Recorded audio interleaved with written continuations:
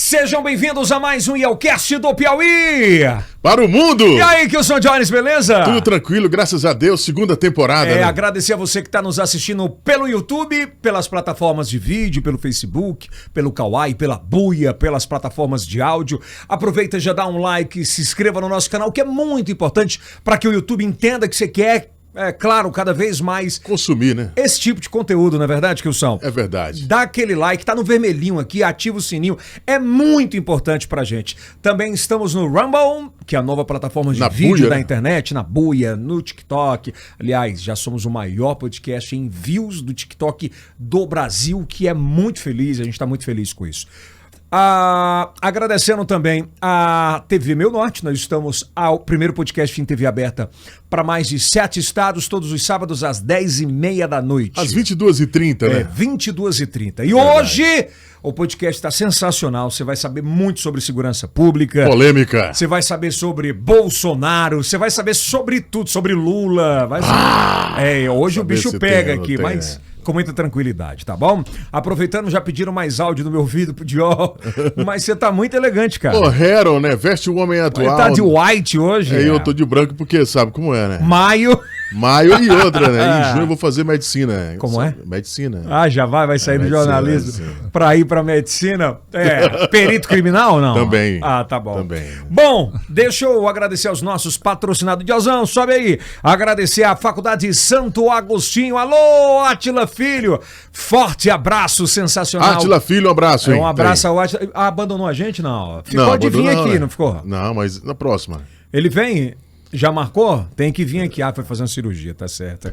Ao Empório do Zeca, as maiores e melhores especiarias. Coxinha. Maravilhosa, hein? O que mais? Deliciosas. Bomba, aquela bomba, né? Bomba de calabresa, maravilhosa. Rapaz. Aquele caldo. Empório do Zeca. É tradicional lá. É verdade. Agradecer a Jupi Alimentos. Alô, Jadiel da Jupi, forte abraço. Alô, Jadiel. Agradecer presta atenção no que eu vou falar agora pra você, que é muito importante. Ao bolãodasorte.com, que tá com a gente aqui no Yelcast. Faça suas apostas. Suas apostas, né? Vai aparecer um QR Code daqui a pouquinho aqui embaixo. Você já se inscreva lá, até R$500 em dobro de bônus. Dobra, hein? Pra você. Botou 500? 1.000. Mais 500, vai pra R$1.000. Vai pra R$1.000. Né? Agradecer também a Loop Fibra. Alô, Loop Fibra. Chegou pra mudar tudo, cara. Internet sensacional, maravilhosa. Só quero se for de 600. Eu só quero se for Loop. Então também, tá em casa. Alô, Wellington, aquele forte abraço. E a Medifarma, a maior e melhor distribuidora de medicamentos do meio norte do Brasil. Eu não sei se o nosso convidado gosta de uma panelada, de sarapatel, né? De um cozido com abóbora. Você sabe onde a gente encontra isso? Tudo lá no grupo Texas e Texano. No grupo Texas, Texano e Coyote. Sensacional. E se quer ter sucesso? Formato Corporation Office. Quer ser governador? Formato. Boa!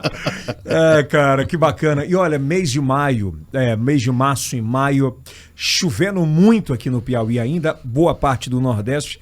As nossas crianças, os adultos estão muito preocupados com a questão da epidemia da dengue, né? Dengue, tem crescido muito, né? Faz esse favor à sua família, né? Não espera pelo poder público, não. Vai direto na Imunizar, liga lá, já pede o carro fumacê. Pede a bazuca. A bazuca do sucesso. Deixa a sua casa completamente imunizada. Ok? Tudo bem. That's okay, man. Thank you very much. Obrigado. Você já tá falando inglês, também. Né, cara? Hoje, ativa o sininho, dá aquele like e compartilhe com os melhores amigos, tá? E com os melhores inimigos. Haters sempre dá um ótimo engajamento. Hoje nós temos o prazer de receber ele, nascido em 28 de março de 1980, aqui na capital do Piauí, em Teresina. Ele ingressou em 1998, com 17 anos, na Polícia Militar do Piauí, através de concurso público, não foi pela porta dos fundos. Não, foi pela porta da frente. Não foi antes da Constituição, não. Eu vou até perguntar para ele. Não vou perguntar daqui a pouco. É bom perguntar sobre isso. Constituição, né? De 88. É bom perguntar sobre isso. Foi morar em Fortaleza, onde estudou bacharelado em Segurança Pública, é aspirante oficial da Polícia Militar do Piauí. Enfim, tem a partir dos 20 anos de idade, inicialmente como segundo tenente. É melhor perguntar para ele mesmo, né? Vamos receber com a salva de palmas Diego Gomes Melo. Major Diego, tudo bem? Mais conhecido como Major Diego. Aí. Muito obrigado, Briguento! Edson. É brincadeira.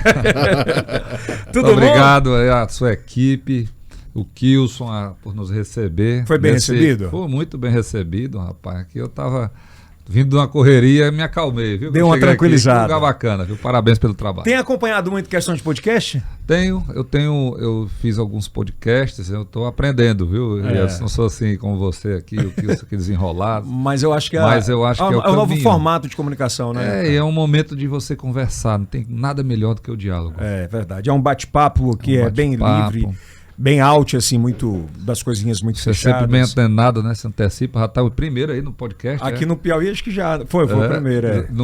No TikTok, é? No TikTok Não é a gente tá dançando, muito. Não é dançando, não. Informação. Bota Mas também pra nada dançando, contra quem dança. bota o Kilson. Boa A dancinha ideia. é importante, Faz parte, né? Boa Pra ideia. quem gosta, né? Vamos fazer a juventude vamos adora. fazer os cortes do que os cansando. Né? Como é? De ladinho. Não, De tô ladinho. brincando. Quem é Diego Gomes Melo? Eu sou um teresinense piauiense, com muito orgulho, que desde a minha história, ela se dá aqui no Piauí. Eu nunca quis sair. Quando eu passei para a polícia, tinha 17 anos, eu tinha passado para o Exército, para a escola da AMAN, para fazer carreira no Exército, para a SPSEX, depois iria para a AMAN.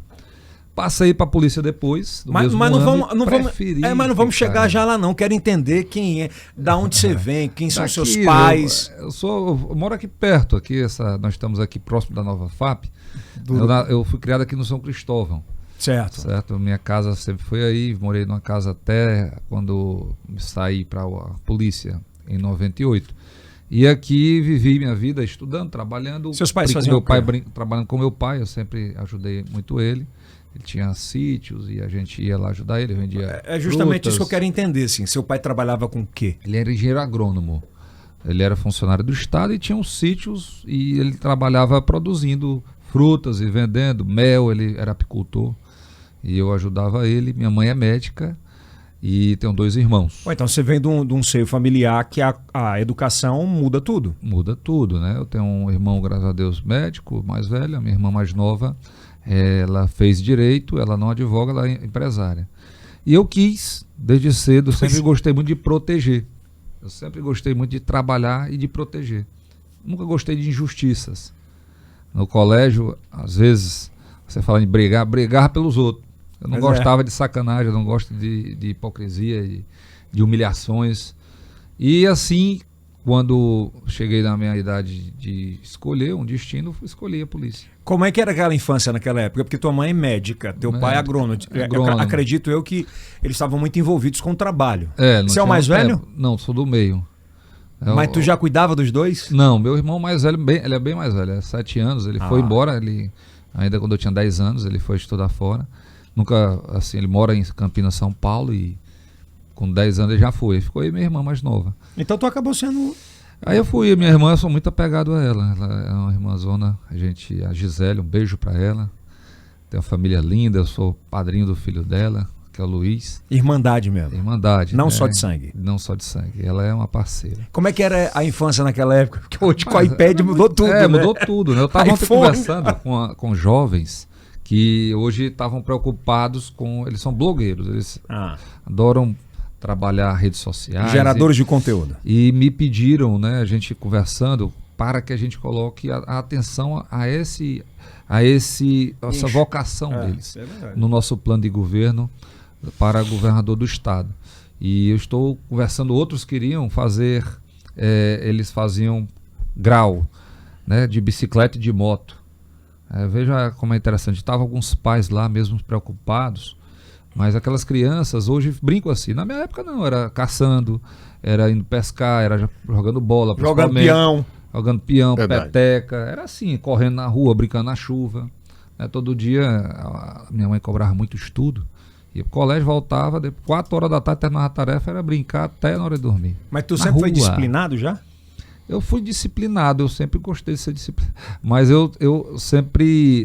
minha mãe é muito rígida, ela trabalhava muito, tem 2 trabalhos.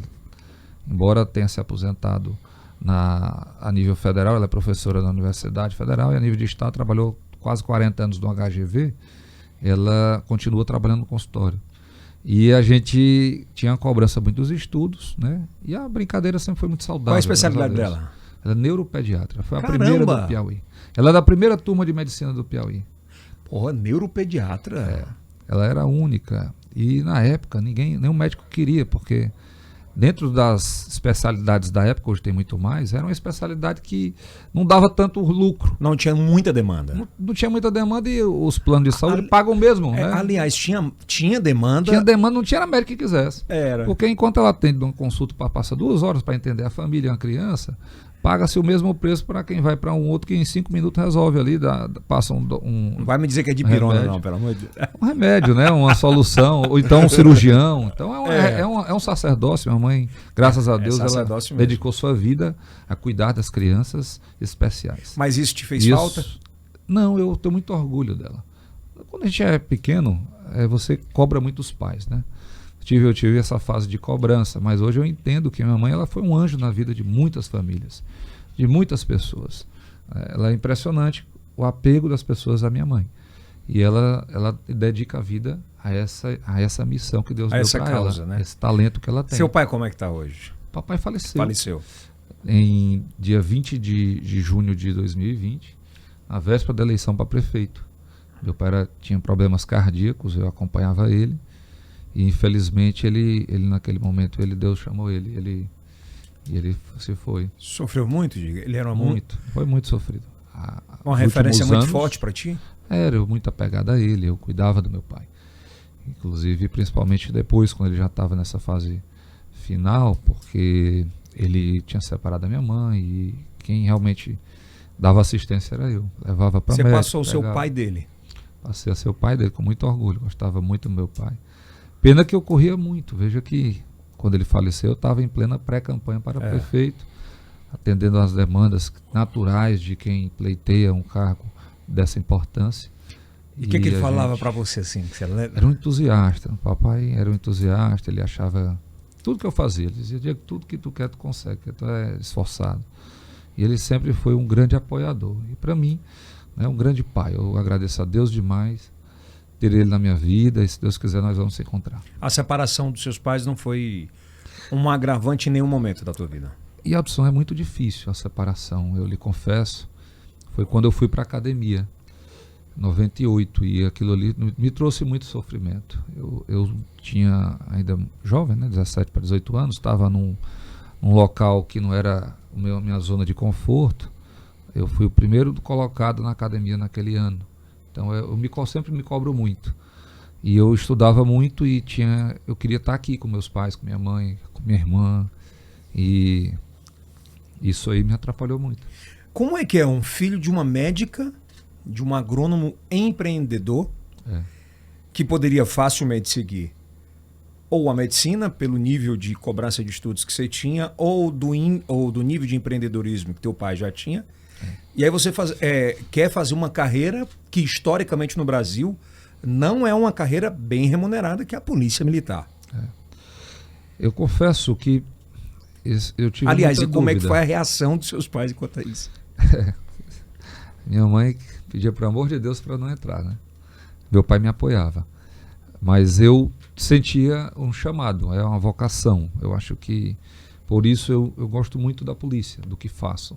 Eu não tenho preço que pague o agradecimento das pessoas que salvei, principalmente, das pessoas que eu tive em algum momento essa importância na vida delas. Não é fácil, né? Não é simples, é complexo. O policial ele pode passar 30 anos na polícia enrolando. Certo? Quando eu entrei para valer. Quando eu trabalhei, sempre trabalhei para valer. Eu nunca mensurei esforços.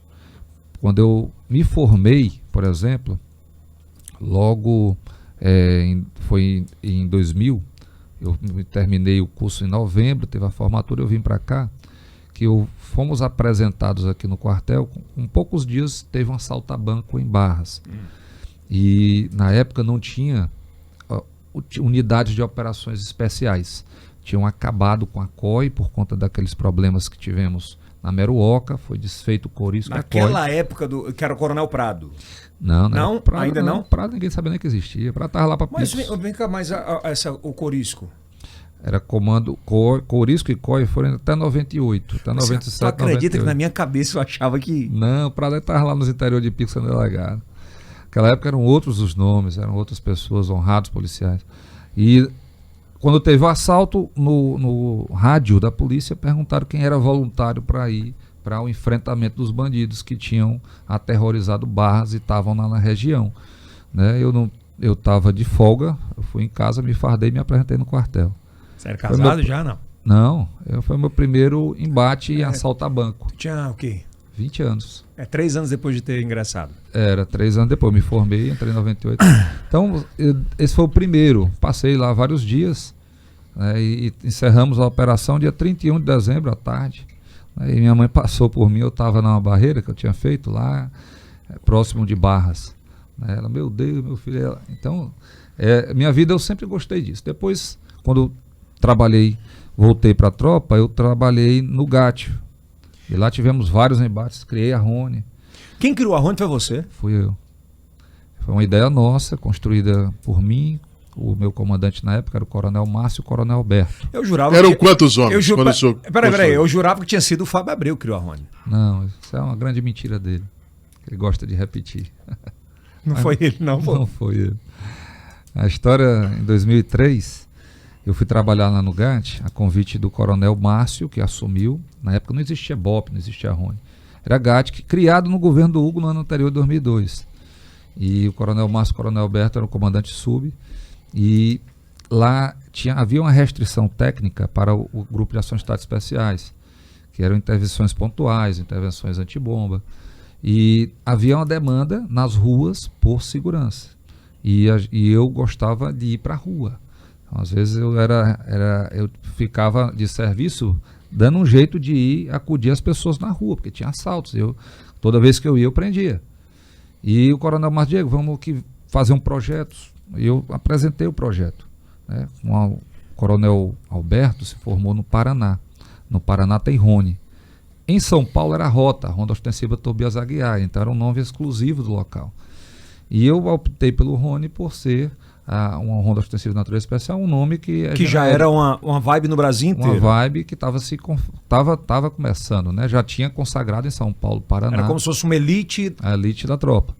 E aí nós fizemos a sugestão de criar o Batalhão BOP, Batalhão de Operações Especiais, subordinado a ele 4 companhias. O GAT, que já existia, a Rony, o Canil e o Choque.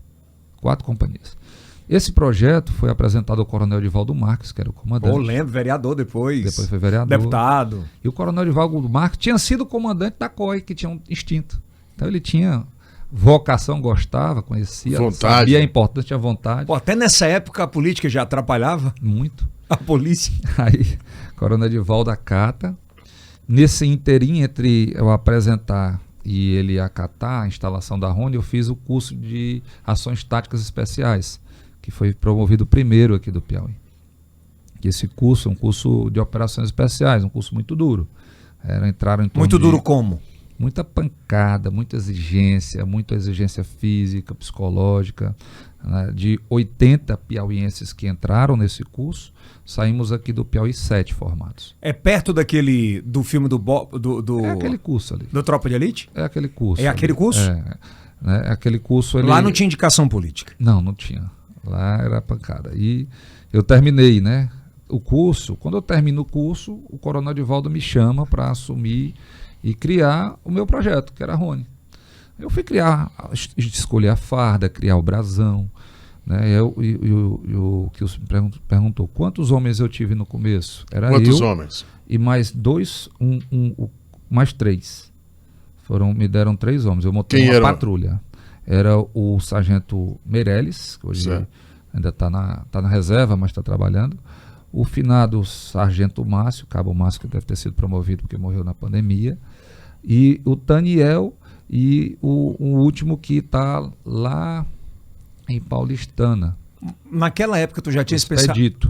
Eram 4 comigo. Naquela época tu já tinha esse pensamento de ostensividade de moto, principalmente de carro, ou não? A Rony não era para ter moto. Eu não aceitava moto na Rony. Enquanto eu comandei, não tinha moto. Por quê? Porque Rony não tem moto. É um patrulhamento de alto risco, 4 rodas. Caramba, eu não sabia disso nem Veja como é a história. Aí eu comecei a Rony em 2003, final de 2003. Patrulhamento de alto risco de quatro Quatro rodas. rodas para enfrentamento de e choque ligeiro. Tropa de choque ligeiro. Peraí, então assim, deu merda, chama Rony, é isso? Exatamente. Não era pra Rony estar na rua? Não, eu estaria na rua. Eu tinha a abrangência de atuação em todo o estado, né? Eu seria chamado quando a polícia precisasse. Ou quando eu avaliava que havia necessidade de um reforço. Então a Rony era pra ser o BOP de qualquer situação. Não, o BOP que eu te falo. Porque o BOP fica quartelado. A Rony faz rondas. Entendi. A diferença é igual a rota. A rota Entendi. faz ronda. O BOP ele está quartelado. Ele fica lá, ele não fica na rua patrulhando. Aconteceu o fato, eles estão de pronto emprego. Aí entra na viatura, equipa com o equipamento. Porque são muito necessário. treinados pra isso. São treinados para isso. Enquanto isso, eles ficam lá, o quê? Treinando, dando treinamento e se preparando. Naquela época você tinha. Era a mesma base de hoje? Não, era lá onde hoje é o BOP. Começou ali. Ah, começou pequenininho. Eu comecei com me deram uma viaturazinha na Paraty, Yeldson. Bem pequenininha. Eu andava nela, aí mandei pintar, camuflado. Quem pintou foi o Carniça. O Carniça, quando eu encontro com ele, sempre lembra disso. Ele pintou, achei, ficou horrível, ficou parecendo uma vaca. Aí eu do meu bolso paguei para ele pintar de novo o carro. Aí ele pintou o camuflado, que ainda hoje é o camuflado urbano, que era o mesmo da farda que eu escolhi. Fizemos o brasão, o bisneto me ajudou. Bisneto na época Que na época era polícia, capitão já? que era capitão. Então o brasão da Rony, as pessoas não entendem o que tem ali. A frase que tem, as palavras, tem humilitas e perseveras. Humildades e perseverança. Né, que eu coloquei lá. No fundo tem um xadrez, que é a inteligência do patrulhamento de alto Foi você risco. que criou também. Fomos nós. Aí tem a águia, que representa a visão, a força, a energia, a capacidade de enxergar além. Né, e com um fuzil carregando. E um escudo, que é a Rony, é o escudo do Piauí. E começamos a Rony, o treinamento, atuamos. E quando foi em 2005, final de 2005, eu já tinha 3 equipes nesse momento. Com quantos? Cada Quantos um homens? com 4 homens, 12. E quando é que a moto entra na Rony? Aí vejam, 2005, foi 2003, passamos 2004. 2005 trazem o Coronel Prado lá do interior. Ele era tenente-coronel. Para comandar o CPC, eu tinha sido promovido a Explica coronel, para quem está em casa o que é o CPC. que é o Comando de Policiamento da Capital.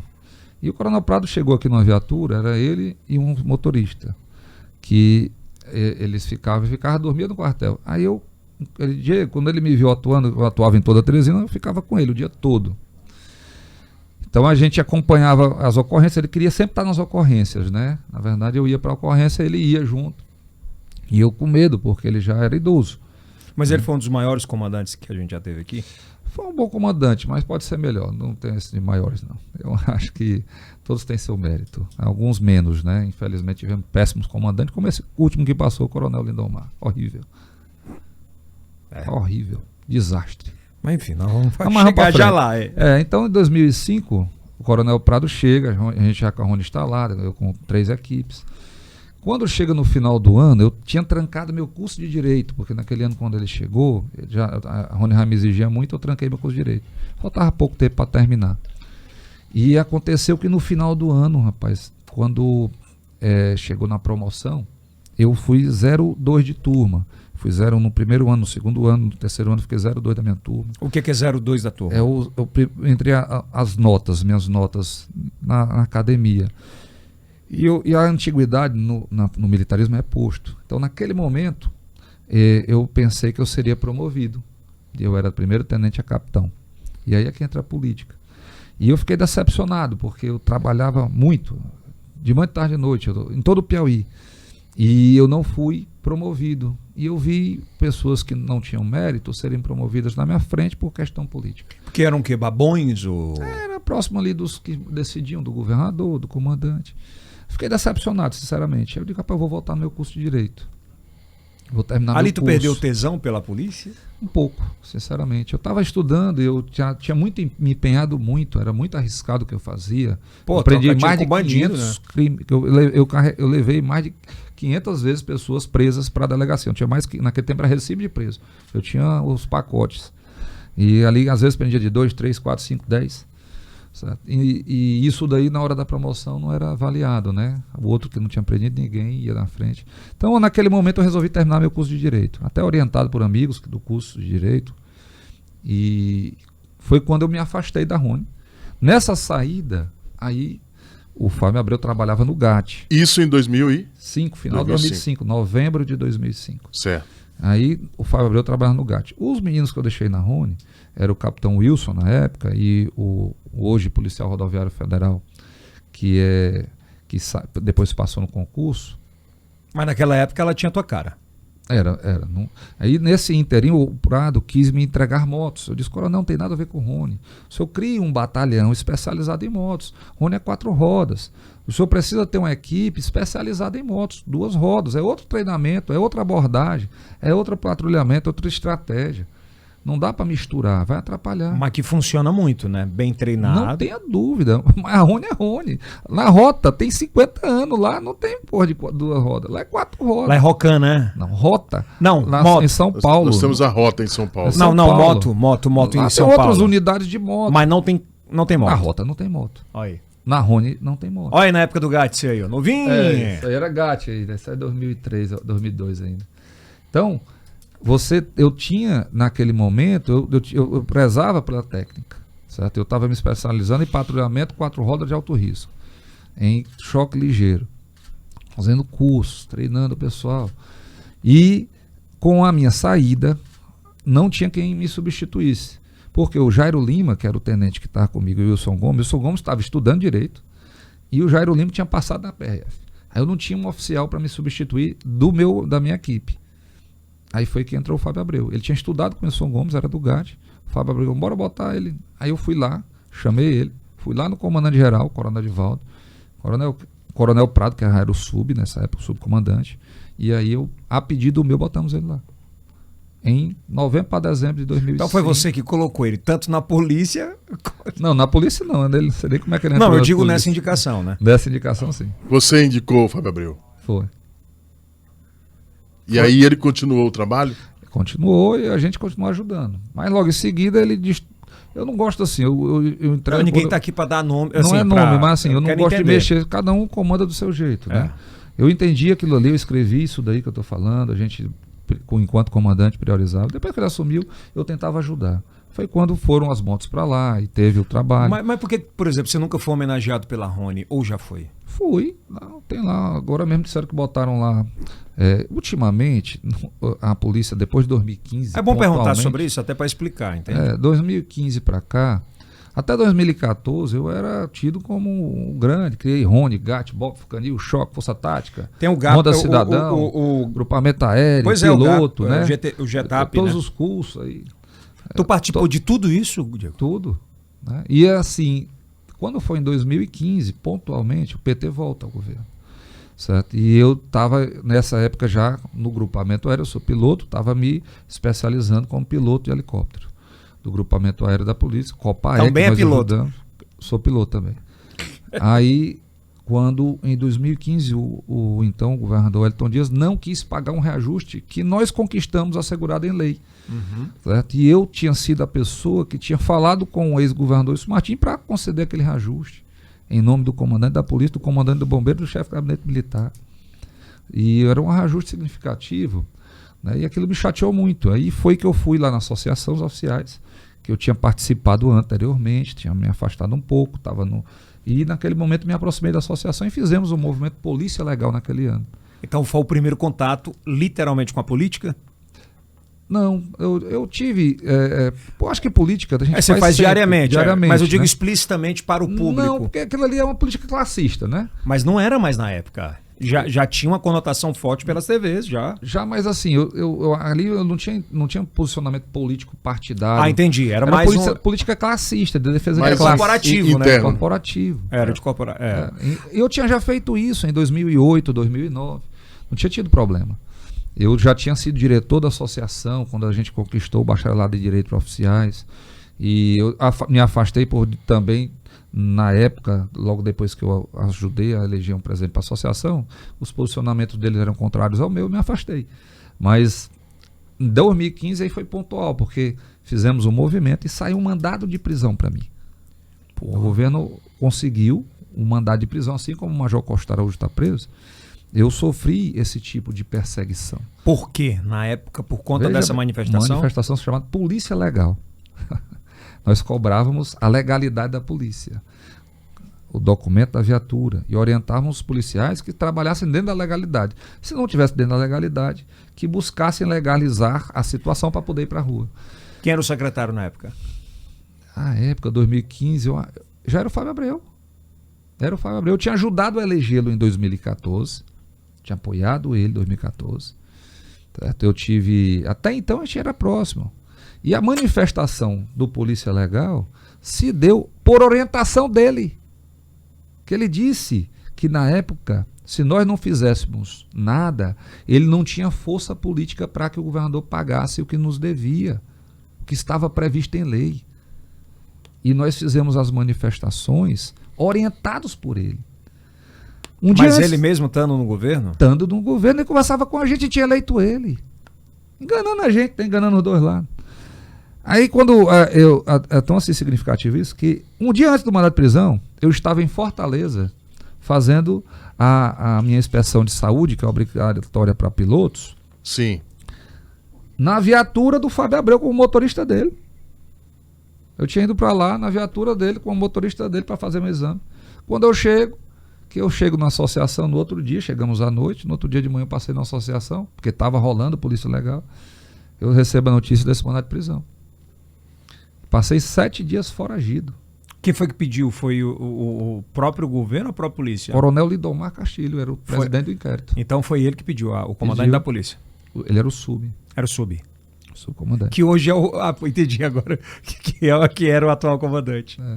Então, Tu foi pra onde quando saiu? Eu fui. Acho que eu lembro desse episódio aí. Eu procurei um advogado, minha esposa advogada, meu sogro, a gente fez um habeas corpus. Mas deve ter sido um perrengue do caralho, né? Eles nos imputaram na época quase todos os tipos criminais previstos no Código Penal Militar dos crimes contra a administração pública.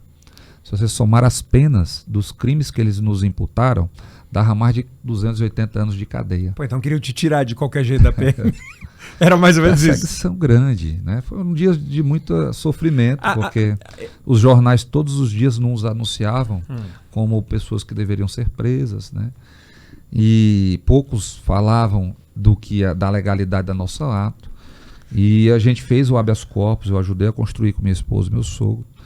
E na época o governo, o Wellington Dias, meu sogro impetrou o habeas corpus no outro dia de manhã. Quando ele chega no gabinete do presidente do Tribunal de Justiça para falar, adivinha quem estava lá? O Wellington Dias, Carlos Augusto, que era o comandante, e Lindomar Castilho. Aí eles falam lá com o presidente do tribunal. Aí entra um desembargador, que era o relator, sai. Aí é que entra meus advogados, né? Aí ali foi um start para dizer, não, vou entrar para a política para tentar mudar isso? Acho que sim. Aquilo ali foi um grande gatilho. Que eu vi o tamanho da sacanagem que é a política. Do nível desse povo. Da covardia. E eu pensava... Mas a pedido de quem? Pedido? Deles.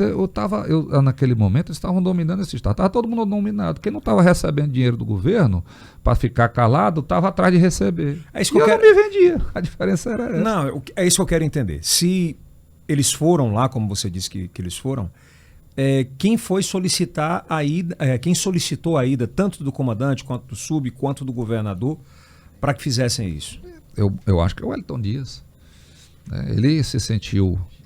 Ele achava-se dono do Estado, reeleito pela 3ª vez, primeiro turno.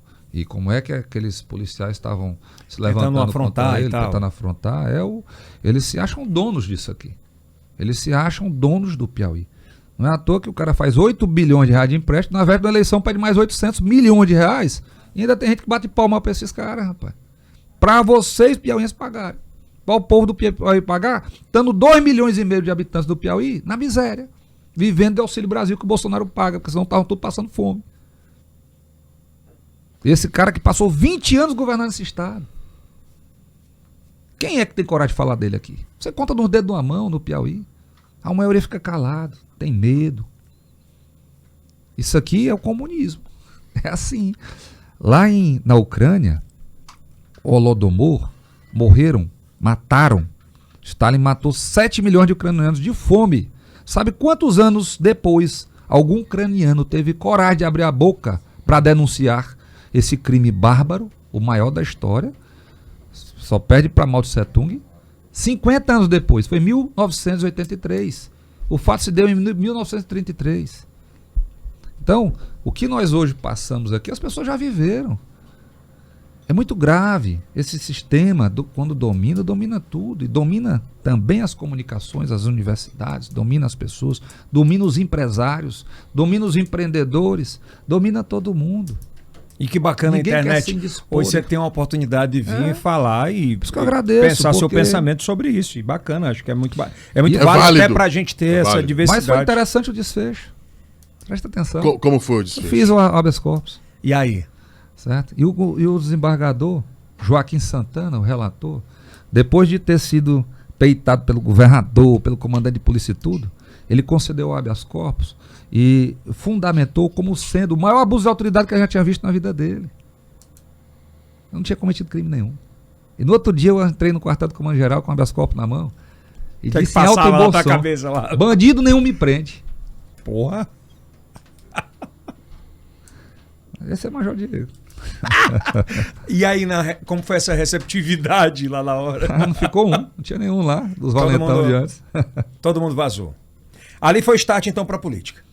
Eu acho que sim, porque... Eu digo a política partidária. não a Aí eu politi- enxerguei, Edson, que o que A eu tinha para corporativa. fazer na polícia, depois de criar Rony, Bop, GAT, Força Tática, New Shock, Guardião Eletrônico, Ronda Cidadão, de ter me esforçado, passado aí praticamente 20 anos me dedicando a prestar segurança pública, a proteger o povo do Piauí, que eu tinha esgotado meus argumentos, as minhas forças, as minhas energias, a minha capacidade de melhorar a segurança do Piauí. Ali tu perdeu o tesão total pela polícia, da forma que tava? Não, aí eu ganhei foi tesão. Foi? Eu só vi que eu estava limitado enquanto policial militar Quando não a tinha depender caneta, de né? políticos que não tinham compromisso nenhum com a segurança pública. Entendi. Que tinham compromisso somente com o bolso deles, com a ganância deles e com o projeto de poder individual deles junto com esses comunistas que querem dominar o Brasil. Aí eu startei. As coisas estão erradas. Vou lutar. Só tem por um ele. jeito de eu lutar para mudar a segurança pública do Piauí. Esse enxugar gelo não vai dar certo. Eu vou ter que fechar a torneira. Como é que faz isso? Entrando para a política.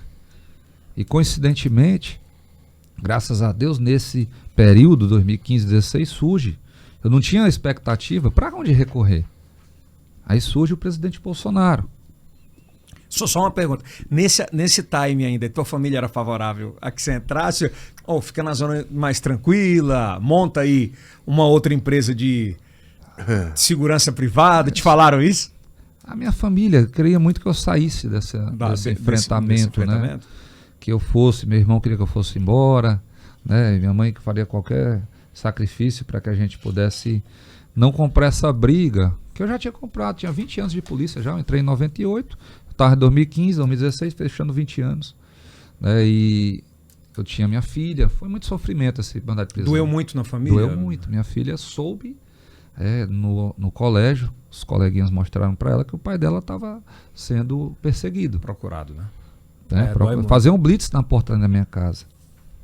Minha mulher não ficou em casa, minha filha ficou na casa dos parentes. E eu foragido. É uma mágoa que você tem? É uma mágoa, mas eu sou um servo de Deus. Eu entreguei minha vida a Deus. E tudo que eu sofri, né, as cicatrizes que eu tenho foram para me forjar e me fortalecer, principalmente o caráter, para eu não sucumbir diante dos desafios nem das tentações. Era muito fácil para mim, eu fui peitado, não tenho como provar, não vou dizer aqui quem foi por isso, para me render, para me calar. Eu teria todas as benesses que outros tiveram, promoções, carreira, cursos, né? Estaria aí com todas as maravilhas da sombra do governo que outros aí acham que vale a pena, né? E eu tenho, pelo contrário, eu tenho muito orgulho dos amigos que construí nesse momento de dificuldade, dos projetos que fiz, das conquistas, por mais pequenas que para uns sejam, para mim são muito. E principalmente da minha aproximação com Deus. Porque o tudo é nada sem Deus. Total. Não adianta você ter coisas sem ter Deus. Se você perder Deus, você perdeu tudo. Isso me aproximou muito, né? Deus tem, ele nos ensina muito sofrendo. Você não constrói nada, né, se você tiver todo o tempo ali sem nenhum sofrimento. E eu acho que isso serviu muito, porque eu tinha uma formação intelectual. Mas não tinha, né? Eu tenho, né? Eu tinha feito, né? Eu me dediquei muito à minha formação intelectual, fiz vários cursos, inclusive curso de Direito, várias especializações. Pois é, não dá para qualquer um também chegar e debater contigo, principalmente na pasta de segurança, no achismo, né? Eu acho interessante, as pessoas que nunca estudaram segurança pública, nunca fizeram, se dizem especialistas. Né? Pega aí qualquer dado aí, começa a citar. Mas assim, eu fiz na prática. Você sabe que lá no Bom Dia, uma coisa que a gente meio que privou é chamar especialista, porque tem gente que é especialista e nunca trocou um tiro. Nunca. Aí não sabe. Então, nunca prendeu ninguém, né? Nunca prendeu ninguém, não tem noção do que é fazer segurança do Brasil. É totalmente diferente, às vezes. Totalmente. Eu conversando com policiais de outros países, relatando a situação da legislação nossa, as dificuldades que é fazer segurança pública no Brasil, eles não se chamam de heróis. Diz que é impossível trabalhar aqui. Eu vou para um aspecto bem simples da segurança. A abordagem policial. Como é que você faz uma abordagem policial sem constranger o abordado? Né? Ninguém ainda conseguiu de fazer isso. Então eu teria que ter uma legislação que previsse a abordagem policial claramente, como ela deve ser feita. E dura. Dura! Não tem. O policial, quando faz uma abordagem, ele corre o risco de ser ali depois condenado. E a maioria das ações da polícia que dão resultado hoje se dão com abordagem. E são anuladas muitas vezes. Eu fui o autor, são anuladas, eu fui o autor, quando trabalhei no Cefap, ministrei aula no Cefap, Centro de Formação e Aperfeiçoamento de Praças, mais de 10 anos. Depois, por questões políticas, me afastaram. Eu criei lá uma disciplina, abordagem policial. Né? Quando eu trabalhei lá, eu convenci o Conselho de Ensino a criar essa disciplina. Hoje é uma disciplina presente em todos os cursos da Polícia Militar, vai ter lá abordagem. Porque tem a técnica de como abordar e tem o jurídico, que é a fundamentação legal da abordagem, para que o policial saiba o que está fazendo, dos limites e do risco. Porque quem não conhece é como se ele está feito um cego aí num tiroteio, não sabe para onde é que vai e acaba se lascando, dando um murro em ponta de faca. Então os policiais, hoje todos fazem, qualquer curso de polícia vai ter abordagem.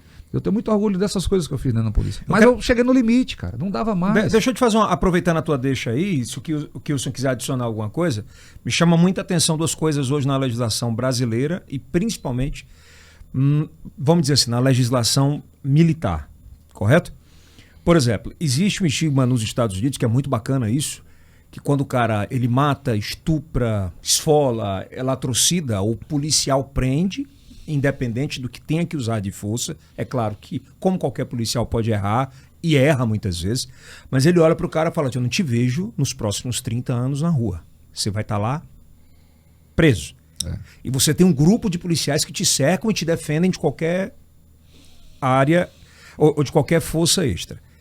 Aqui no Brasil, primeiro que o policial não pode fazer isso. E que agora, depois do YouTube, do TikTok e do Instagram, a gente vive uma cena pior ainda. Que é um policial prendendo e 4 fazendo live ou filmando e não protegendo o seu companheiro. E gerando provas, muitas vezes pela abordagem que você falou contra eles. Como é que um cara que é raiz que você vê isso agora? Eu não vejo com bons olhos, não dá para se ver. Nós temos problemas gravíssimos que hoje, por conta de... Não é o TikTok, é o procedimento de cada um. Eu tô falando de rede social, de explicitar. Hoje as pessoas estão viciadas em rede social e querem... Quando eu falei TikTok ou Instagram, é explicitar. Explicitar, né? Então é um risco. A abordagem é um momento de alto risco, é um momento que requer do policial todo um treinamento, toda uma atenção, certo? E que coloca em risco, inclusive, terceiros, certo? Pode ser filmado? Pode. Mas desde que isso não seja para querer se aparecer, seja para provar a legalidade, por exemplo, proteção do no policial. Gabriel Monteiro, no Rio, o cara, ele estava no último vídeo dele, que inclusive foi questionado e tal, e quem somos nós para dizer se é legal ou não, ou se é verdadeiro ou não aquele vídeo. Mas no meio da favela e tal, como você falou, disse, olha, pode gravar? Pode, contanto que não coloque em risco... Ele é vereador, não sei o que ele está fazendo no meio de favela fazendo de polícia. Ali eu não entendo. Sinceramente. Por quê? O Gabriel Monteiro não é o vereador? É? Do Rio? Mas o que é que ele tá fardado e armado no meio da favela? Eu não entendo aquilo, não. Ele estava paisando nesse dia, gravando, dizendo que estava sendo ameaçado de morte e tal. Sinceramente, eu não entendi aquela confusão. Eu tenho aqui tanta coisa para resolver aqui, mas eu vejo um excesso daqueles que querem se aparecer demais. Pronto, é isso. E a atividade policial é de alto risco. né, principalmente para terceiros. Não é só policial, não. Eu tomava muito cuidado. Graças a Deus, as prisões todas que nós realizamos no período que eu tive da Rony, foram centenas, chegando aos 1000, nós nunca tivemos problemas. Certo? Nós atuamos no estado todo. Certo? Nas outras unidades também. E a gente sempre prezou pela tecnicidade do nosso trabalho. Hoje o uso de câmeras por policiais, se o policial quiser, eu acho que para ele é até uma forma dele se proteger. Total. Mas isso não pode ser obrigatório, nem pode ser algo que seja para incriminar o policial. Quem se sente, se ele quiser desligar a câmera, ele pode querer desligar, não é problema, mas numa abordagem é interessante para ele se proteger. Né? Porque se ele quer a legalidade. Você falou de algo que é muito interessante. A impunidade, o sentimento de impunidade é a raiz da violência. A mãe da, como a gente fala, né? É a mãe da violência. Então, o Brasil, infelizmente, nós passamos aí de 88 para cá, principalmente, 30 anos com representantes no Congresso, que é o Congresso quem tem a competência para legislar sobre criminalidade. Deputados federais e senadores, né? Para dar o nome. Deputados federais e senadores que votaram a legislação protecionista, garantista que eles chamam, em defesa de bandidos, de criminosos, ao ponto de extrapolar o limite da realidade. Hoje, praticamente, instalou a impunidade oficial. O Brasil está se tornando o paraíso dos bandidos, porque é o paraíso da impunidade. Quem vai punir daqui? Aí você fala aqui no Lula. O cara foi condenado em primeira, em segunda, em terceira instância. Aí recorre lá no Supremo, não, aquele juiz lá atrás, ele era incompetente, ele desconsidera toda a condenação nos outros colegiados. Crimes que sabiamente serão prescritos com o tempo, não que eles não tenham acontecido, vai ser prescrito o poder do Estado de punir o criminoso. Ele não deixa de ser criminoso e aquilo que ele fez não deixa de ser crime. Mas o poder do Estado de punir. Aí chega lá a Suprema Corte e anula. Anula todo um processo. Por que não anulou no começo? Certo? Então você tem hoje o sentimento... E o erro não foi do Moro no caso também? O erro é lá do Supremo. Não tinha que ter anulado aquilo ali. Ele podia... passou por um colegiado. E a condenação no colegiado? Desconsidera? As provas foram todas revistas. Então o criminoso que assalta, o criminoso que trafica, tem a certeza da impunidade no Brasil. Esse é o sentimento? Esse é o sentimento. Infelizmente isso aí tem motivado muitos jovens a entrar para a criminalidade, porque está compensando no Brasil. E nós precisamos mudar isso. Como mudar isso? Política. Se não mudar a nossa representação no Congresso, deixar os mesmos que estão aí, não vai mudar. Diego, mas tu concorda que não Sim. basta o presidente? Não, o presidente não tem competência para mudar essa legislação. Pois é, não basta só ele querer fazer? Infelizmente o povo não entendeu. A política tem que ser debatida, tem que ser matéria de sala de aula, para que a juventude chegue aos 16 anos quando vai votar, entendendo o que é que vai fazer ali. O que é que faz um deputado? É um fiscal do povo e é um legislador. Ele cria leis. Eu teve um amigo que disse que agora que teve um candidato, eu fui pedir para ele, pré-candidato, voto, ele disse, você quer ser deputado federal? E o que é que o deputado federal faz? Aí o cara respondeu para ele, sabe o quê? Então tu não quer votar em mim. Aí ele nem explicou o que Não era. sabe. Ele disse, me diga Não dá. o que é legislar, porque você lá vai legislar. Tu sabe o que é isso? Não, rapaz, tu não quer votar em mim. O cara não sabia nem o que era legislar e quer ser deputado federal. Então ali... Senador, então, Não é senador. Então o povo está, infelizmente, encarando a política como algo que diferente do que é a realidade. Ali é muita responsabilidade, certo? Se nós quisermos mudar o Brasil, mudar o Piauí, nós temos que votar bem, votar com a consciência, saber o que e cobrar. Major, pode falar, vai, Questão. o senhor fala muito na questão de uma legislação com relação à abordagem policial. O que nós podemos falar a respeito da abordagem da lei do silêncio?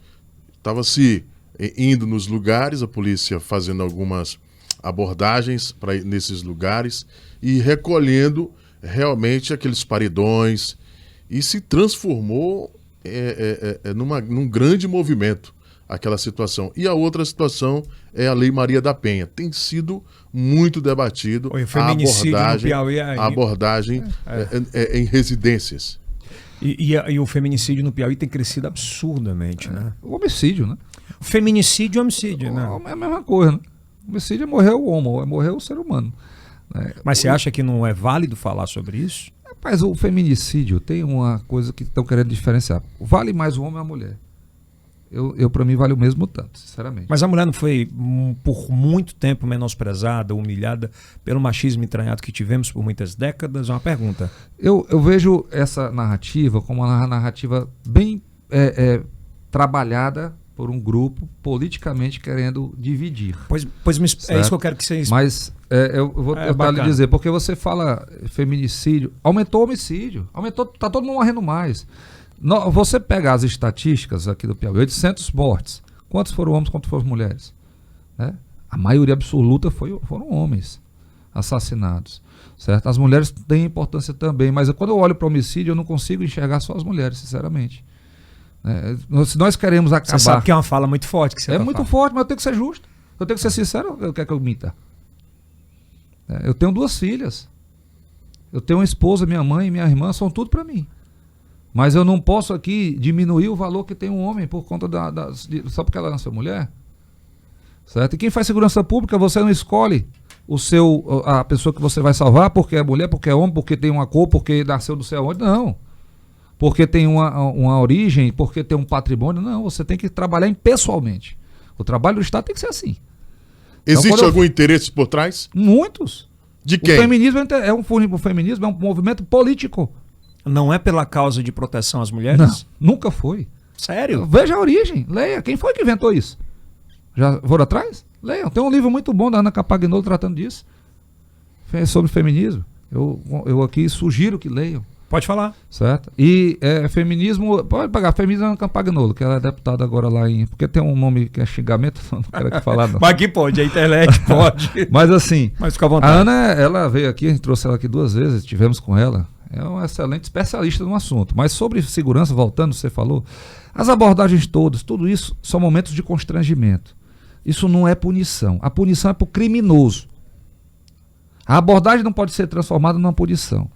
Aí estão fazendo uma apreensão de um equipamento que está sendo usado para causar distúrbio como punição. Certo? Isso é abuso.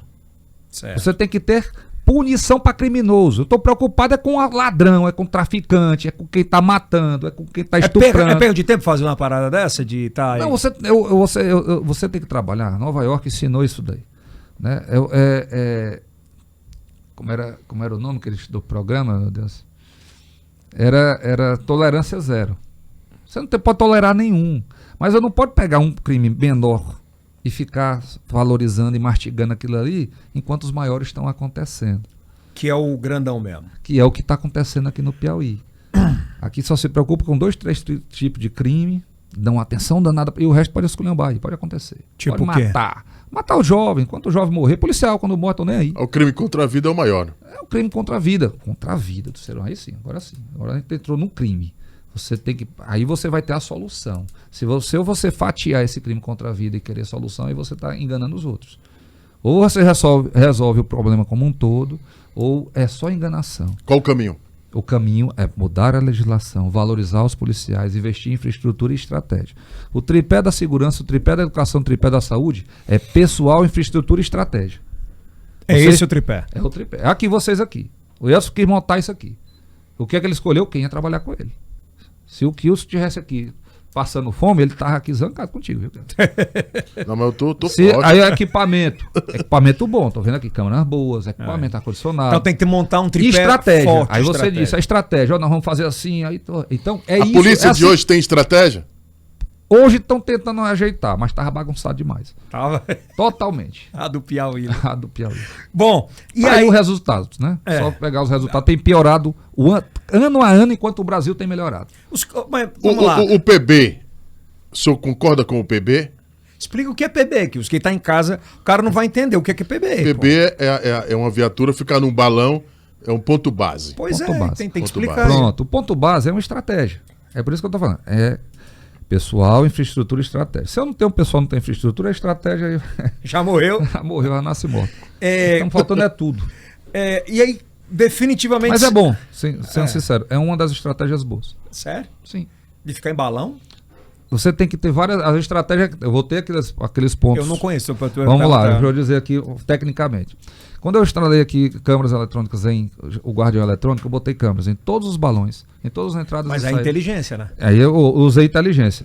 Agora, ter uma viatura naquele espaço também transmite uma sensação de segurança e afasta o criminoso. Agora eu tenho que ter efetivo suficiente para ter aquele policial ali e ter outros para prender o bandido. Mas colocar 4, Major. Não precisa de 4, né? Aquilo ali é uma operação que se faz, sempre vai se fazer. O Ronda Cidadão que você criou, deveria ter acabado? Ou qual é a situação? Nunca. A polícia comunitária estava dando certo. Cada viatura tinha um telefone com tinha um telefone, contato, foi inovação. Fomos nós que criamos aquilo ali também, foi estratégia nossa. Custou caro. Treinamos os policiais. Treinamos mais de 1.500 policiais. Instalamos aqui em Teresina, Parnaíba, Picos, Piripiri e Floriano.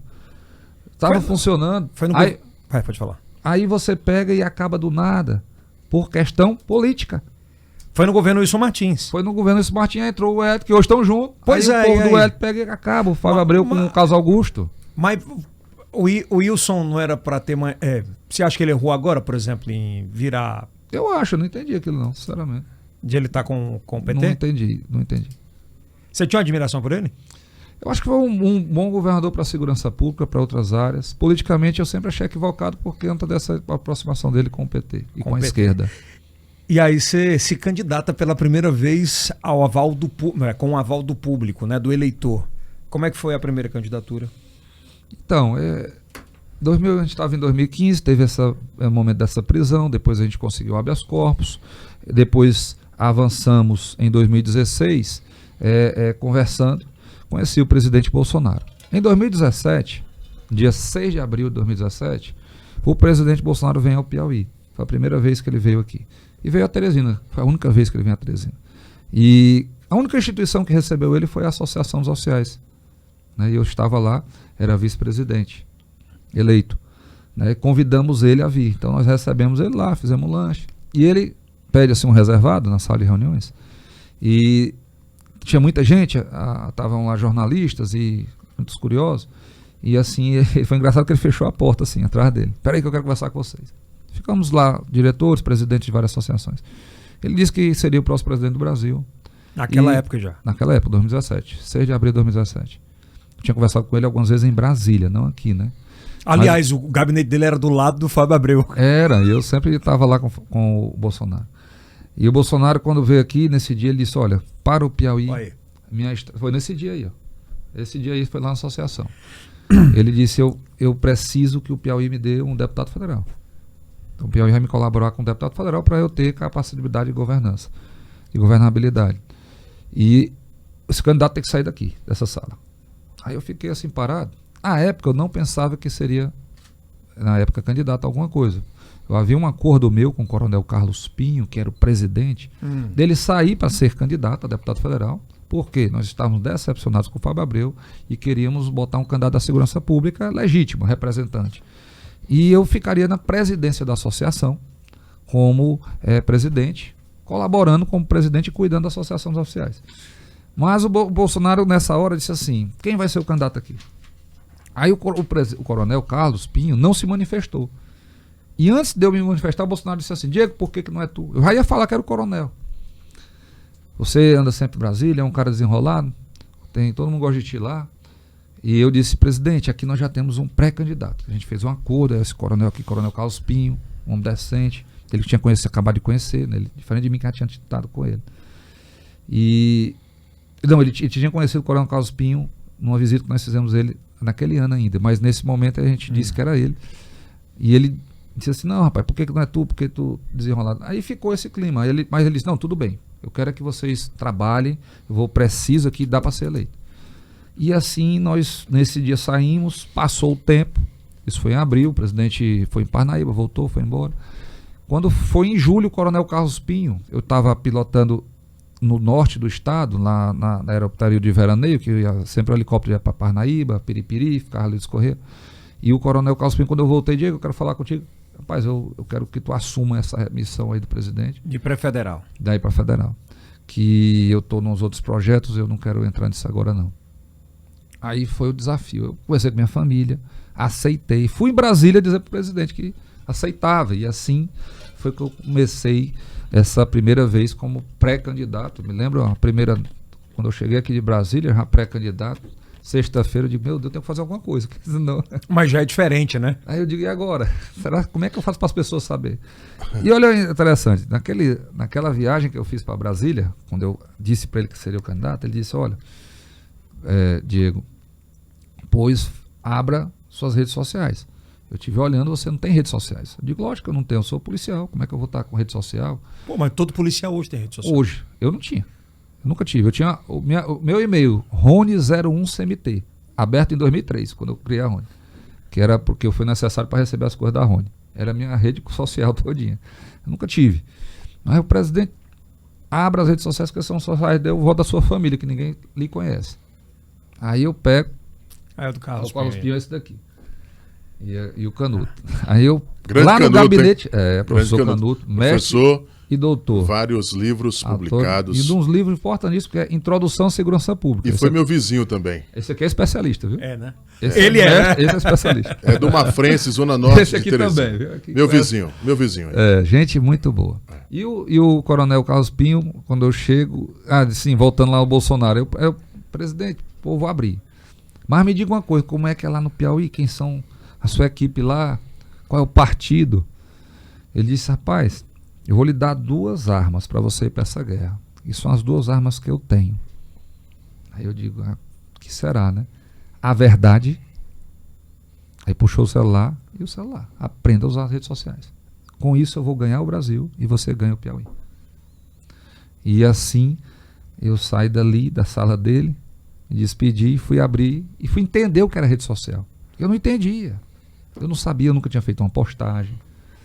Liguei para minha esposa, Michele, me ajuda a fazer essa tal dessa rede social. Como é que é esses stories? O que é isso aí? Eu não sabia o que era Facebook, sinceramente. Eu não olhava, não me interessava. Então ali eu comecei e minha vida mudou muito de lá para cá. E fomos para aquela campanha, uma campanha muito dura. Eu fui ser presidente de partido, eu fui organizar partido. Qual foi o primeiro partido, Vila? Patriota. Aí ele sai do Patriota, a gente fica sem partido. Eu fui pro PROS, porque ele não sabia qual era o partido Ia seguindo dele. o presidente. E seguindo o presidente e Teve assim... quantos mil votos, né? 17.527. Mas é muito voto. Demais. Demais. Nossa, eu fiquei tão agradecido, porque eu sei botar assim, 17.527 pessoas. Pô, sair na de fila casa para votar, né? pra votar em você, é muita Qual consideração. Chegou a ficar em suplência ou não? Nós não fizemos o coeficiente, por isso não ficamos na suplência. Aí Mas elegemos o presidente. A cereja do bolo, né? O segundo, aí teve é verdade. Aí foi a última, né? Essa foi 2018, aí terminada a eleição. Aí você veio para a prefeitura. Aí eu voltei para a associação, o coronel Carlos Pinho encerrava o mandato, eu fui candidato a presidente, fui eleito, comecei lá na associação. Quando foi 2020, eu me senti responsabilizado por Teresina, minha cidade. E eu vi a derrota do esquema do PSDB, certo? Que eu acho que tem que mudar mesmo, mas eu não via nomes que eu achasse que poderiam nos representar. Tá? Tinha lá o doutor Pessoa, que todos estão vendo aí como é que está sendo a gestão dele. Eu sabia que não ia ser uma boa gestão. E tinha, por outro lado, outros nomes que eu sabia do desastre que já eram. Já tinha tido experiência com essas pessoas, do tanto que eles mentiam. Tinha o Fábio Novo. Fábio Abreu, não sei o que. Pessoas que estavam costumamente enganando outros. Kleber Montezuma, que eu vi que ia ser derrotado. Como é que o cara ia ganhar a eleição? Né? Se os professores que ele administrava tinham ódio dele. Vou fazer uma pergunta. Esse sentimento de Teresina, a resposta de votos de Teresina para cada um desses candidatos, é mais ou menos a relação de cada teresinense com cada um deles? Não, eu acho que, infelizmente, aquela campanha, ainda aqui no Piauí, foi uma campanha muito de oba-oba. Né? Você tem candidatos que têm uma votação grande hoje, amanhã ninguém vota, não sabe nem quem é. Não analisaram, não conheciam. É diferente dessa. Não tinha um podcast do Yeltsin. Não tinha. Hoje a rede social está muito mais ativa. Eu te perguntei assim, porque, por exemplo, o Abreu saiu com 130 mil votos. Ele saiu de Teresina com 80 mil. Aí foi para prefeito, saiu com 25, não é? Foi 25. 33. 33? Pô, queda brusca. Não. O que é que tu acha que deve a isso? É justamente esse feedback? O momento? Eu entendo que naquela eleição, no caso do Fábio Abreu, como eu entrei candidato, eu expus e não só Fábio Abreu, tô falando de dos todos, outros, né? Para não dizer que é um citado, específico. Né? Ele nunca tinha pego uma pancada, nunca ninguém tinha falado quem era Fábio Abreu. Aí eu fui explicar quem era. Aí depois os outros aproveitaram que cachorro morto todo mundo chuta. Né? E aí chutaram. Agora, é uma eleição difícil, eleição para prefeito. O doutor Pessoa já é um senhor de idoso, passou, foi o povo. Ele tinha um Rical da porra também, né? De outras eleições. Tinha sido candidato a governador, candidato a prefeito, candidato a governador, a tudo. Certo? E o doutor Pessoa está tendo a oportunidade. Né? Eu acho que ele deve aproveitar bem. O povo espera muito dele. Certo? Até começou a fazer muita mudança agora. Tem que melhorar, tem que melhorar. Eu não gosto de condenar antes, porque gestão é muito difícil. Gestão pública, deixa eu te fazer uma pergunta, Diego. Quem não conhece, é verdade. Fácil. Mas, por exemplo, faça uma licitação. Falam que não foi que foi a facilidade, mas esse sentimento de mudança em relação ao Firmino, que projetou cada vez mais o doutor Pessoa. Aí nós tivemos, há algum tempo atrás, na eleição do Bolsonaro, a rejeição ao PT muito forte, que proporcionou a eleição do Bolsonaro. Qual vai ser a vibe dessa rejeição dessa eleição? Eu acho que essa eleição é uma eleição em que o Brasil amadureceu muito. O presidente Bolsonaro, diferente de outros, aproximou a população da política. Hoje tem pesquisas que apontam que tem mais pessoas seguindo os parlamentares do Congresso do que os jogadores de futebol que estão no Campeonato Brasileiro. Né? Há poucos anos ninguém sabia nem quem eram os deputados do Congresso. As pessoas adoram os ministros do Bolsonaro. Veja o resultado do Tarcísio lá em São Paulo, do João Roma lá na Bahia, da Damares, e os outros que estão aí colocando seus nomes à disposição, Roberto Marinho. Todos estão tendo uma aceitação enorme. Então as pessoas estão ligadas muito mais na política. E isso foi feito graças a essa aproximação dos gestores, da gestão pública e dos políticos, do povo via redes sociais. Então essa é uma eleição muito mais amadurecida. Até mesmo na época do Major Olímpio, né? Do Major Olímpio também. Então, nós temos, dessa vez, a capacidade de enxergar muito mais profundamente cada candidato, cada pré-candidato, a vida do cara. Não dá mais para esconder. O que é que ele fez? Qual o posicionamento dele sobre um assunto, sobre outro? Né? Acabou o oba-oba, festinha. Né? Antes, você via campanhas, o cara contratava uma bandinha para ficar tocando, era showmício, ele ia lá em cima... Todo mundo batia a palma porque ele pagou o showmício e ganhava a eleição. Quem não tinha showmício, perdia. Aí nas últimas eleições andava uma caravana com muita gente, já não era showmício, mas tinha uma bandinha tocando, um carro de som bom, estrutura. É caro rodar o Piauí, é 1.200 quilômetros. Certo? E o vício da corrupção eleitoral, compra de voto. As pessoas agora estão começando a entender que não precisa vender o voto, que isso é errado, que isso é crime, que isso é imoral, que é por isso que os filhos delas estão sem educação, sem saúde, sem segurança, que é por isso que eles estão desempregados. Isso tudo via rede social. Você chega em qualquer cidade hoje do Piauí e as pessoas estão lá no seu WhatsApp, na sua rede social, né, com seu celular. Quando é que tinha isso? Democratizou então a informação? Democratizou. Hoje a informação e cada um está formando opinião. Então você consegue ter lá naquele município mais distante uma pessoa que forma opinião lá dentro. E você tem pontualmente resultados diferentes se você fizer atacado um trabalho. Então isso tudo eu entendo que vai ter resultado na eleição. A nossa pré-candidatura é montada com a verdade. Eu vou usar as mesmas armas que o Bolsonaro me deu lá em 2018. Que é o telefone, é verdade? É o telefone. Pois deixa eu te fazer uma pergunta. O Major Diego consegue dialogar com todo mundo? Com todo mundo, inclusive com o LGBTQIA+? Não tenha dúvida. Eu tenho, graças a Deus, eu sou uma pessoa que eu me dou bem com todo mundo. Quem me conhece sabe disso. Por onde eu andei, eu sou muito bem recebido, muito bem-vindo. Se não tiver porque é bandido, eu não quero conversa com bandido. Quem rouba, quem faz coisa errada, esse daí pode procurar. Mas não tem...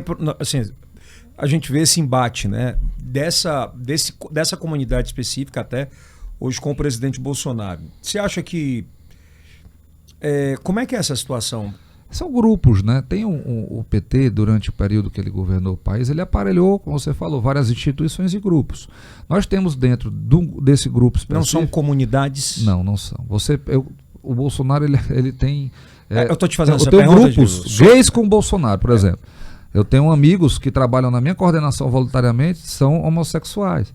Adoram o presidente, são loucos. Né? E essas pessoas talvez não façam parte desse establishment que comandou essa imagem aí, mas que querem construir do presidente. Mas quem conhece ele não tem nada contra ele, ninguém tem nada contra isso. Isso foi invenção da esquerda, para dividir as pessoas, para botar filhos contra pais. Olha até o nível que eles chegaram. Tem crianças que entendem hoje que os pais oprimem elas, certo? Para dividir pessoas por origem, pela cor, pelo nível social. Começou colocando quem trabalhava contra o empregador. Não tem. Aqui você é o patrão, você é amigo da sua equipe, rapaz. Que loucura é essa? Você dá oportunidade para todo mundo. Aí quando eles viram que a classe operária gostava do patrão, porque ela não ia mais se mobilizar para fazer o que eles queriam, vamos dividir. Peraí, vamos pegar esses grupos mais vulneráveis. E hoje eles chegaram a utilizar, e desde 1990, quando foram de São Paulo, a esquerda usa o quê? Os traficantes, o narcotráfico, o PCC, Comando Vermelho, as Farc, a MIRD. Eles usam isso no Brasil e no mundo. E na América Latina, através do Foro de São Paulo. Você está dizendo que o PT está do lado do PCC? O Lula, junto com Fidel Castro, criou o Foro de São Paulo ao lado do maior traficante de 1990. Mas base em quê? Baseado no quê? Para dominar a América Latina. O Foro de São Paulo, eles negaram até 2012. Quando entram as redes sociais, eles não puderam mais negar, porque aquelas fotos começaram a rolar. Aí eles mudam de nome. Mas essa é a realidade do Brasil. E não adianta querer negar a verdade. Aí é que entra a verdade. A força por da exemplo, verdade. Falando em democracia, imagem e rede social, por exemplo. Você faz palanque para Ciro Nogueira? Ciro não é candidato. Mas você faz palanque para ele subir e discursar por você? Se ele quiser subir, ele é muito bem-vindo comigo. Mas ele não ficou tanto tempo ao lado de Wellington?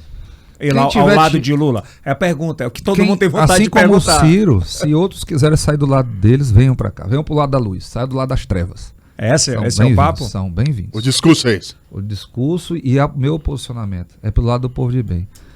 Não podemos continuar com as trevas. Esse partido que já teve toda a oportunidade, que levou 2,5 milhões de piauienses à miséria, que enganou o povo do Piauí, que está endividando o Piauí, que transformou o Piauí num bolsão de miséria com os maiores impostos do Brasil, que hoje consegue destruir a única abatedouro de frango industrial que tinha no estado. Consegue afastar empresas e empresários daqui tradicionais, que não consegue mais ter o que mentir e enganar as pessoas, porque as pessoas já sabem que é mentira. Vamos para as perguntas. Bota lá quem quer. É verdade. Vamos para as perguntas cruciais, que é bom a gente. Muita gente tem vontade. Pode falar. Seguinte, quem está lá agora com o PT, ou é cúmplice ou é partícipe. Não tem mais inocente, não. Olha, é hora de sair. Vamos lá. Vamos imaginar os dois cenários. Vamos imaginar os dois cenários, o nacional e o estadual, certo? Você, é claro, é pré-candidato ao governo aqui. Mas vamos pensar em nacional. Se o Bolsonaro ganha, o que é que você acha que muda imediatamente, depois de uma experiência de 4 anos, avaliando erros e acertos, o que é que você acha que ele consegue fazer melhor para o Brasil? A vitória do Bolsonaro representa a salvação do Brasil. Esse momento é um momento crucial. Nós estamos vivendo aqui 64. O comunismo, ele está hoje dizendo o que vão fazer. Eles vão acabar, vão regular a imprensa. Nós não vamos mais poder fazer isso aqui, não. O que é regulação? No caso? Regulação é censura, é censurar. Certo? Isso aqui nós estamos trabalhando com liberdade. Uma liberdade que o presidente defende, Bolsonaro. Mas que o Lula diz que vai regular. Certo? Eles são os donos da comunicação, porque senão eles não se sustentam. Foi assim com Hitler, foi assim com todos os ditadores e tiranos na história da humanidade. Nós não vamos ter mais eleição. Se tiver, faz de conta. Acabou. É o fim. As instituições e a sociedade pode esquecer. Está tudo entregue. A eleição do Bolsonaro é a salvação. Muda porque o povo decidiu ter liberdade. É uma decisão amadurecida do povo brasileiro. O povo tem liberdade hoje, Major? Paz, liberdade, eu entendo que nós temos uma restrição muito grande por conta de algumas cortes. Não vou dizer nomes aqui não. Mas se quiser falar... não, eu prefiro não falar. Senão já vão me bloquear de todo jeito. Mas nós sabemos aqueles que estão hoje censurando as pessoas, né? Eu sei que você, nas suas reportagens, mensura o que você vai dizer, que senão você amanhã está fora. Então, quando tem isso, você não tem liberdade. Então, nós temos uma liberdade vigiada. Mas a ameaça do Lula, ela é pontual. Ele vai restringir as liberdades. Ele vai aumentar impostos. Ele vai regular o que ele não conseguiu ainda. Ele tem dito para todo mundo ouvir em alto e bom som o que ele vai fazer. Certo? Nós temos ainda mas Diego, por que ele foi presidente por tanto tempo e não fez? O Lula? Ele avançou, ele disse que ele errou. Né? Não, mas eu digo inclusive sobre a regulamentação da imprensa. Ele disse que errou. Ele disse que errou quando não regulou a imprensa. Eles achavam que estava tudo dominado, a soberba. Pô, mas 2 mandatos mais Dilma. Foi mandado, mais soberba mesmo. Cachaça demais. Putaria demais. Ia com a amante pra cima e pra baixo. Esse Ele? É o Lula. Era. O presidente Lula. Lula. Tá registrado isso aí. Aonde? Aonde? Nas viagens dele. Ele levava a esposa dele? Ele levava os muito filhos forte dele? que você tá falando. Eu tô falando, mas é lógico, eu falo a verdade. Você quer ouvir a verdade ou quer que eu lhe engane? Não, pode falar, não, que é o aqui espaço é só democrático. verdade. Aqui só verdade. Eu só tô falando que são fato. Então, hoje, o Lula, ele tá voltando com um sentimento de vingança. É? Aonde é que eu errei? Onde é que eu devia ter apertado? Que eu não apertei. Tem que apertar aqui, ali, é Onde é que faltou? Na comunicação. Ele não esperava as redes sociais. A mídia oficial estava todo muito bem controlada. Aí entrou as redes sociais e elegeu o Bolsonaro. O que é que ele tem que controlar agora? Não, com a mídia oficial eu posso deixar, que ali eu controlo. O cara só diz o que eu Pô, mando. mas então a Globo tem uma parada em comum entre Bolsonaro e Lula. Eles A Globo, desceram o veja Eu tô questionando... mas veja, se você pegar em números, não pode... tanto que a Globo recebeu no governo Lula, compara agora com o Bolsonaro, e atualiza. A Globo tá lascada com o Bolsonaro. O dinheiro que ele está pagando lá para nós é muito, mas para eles é muito pouco, né? Não representa 5% que eles recebiam, certo? E vai ter agora a revisão da concessão, né? Eu entendo que vai haver tu acha que essa revisão vai pesar muito? Pesa, mas vai ter intervenção jurídica, eu acho que eles mantêm, mas assim, mudou.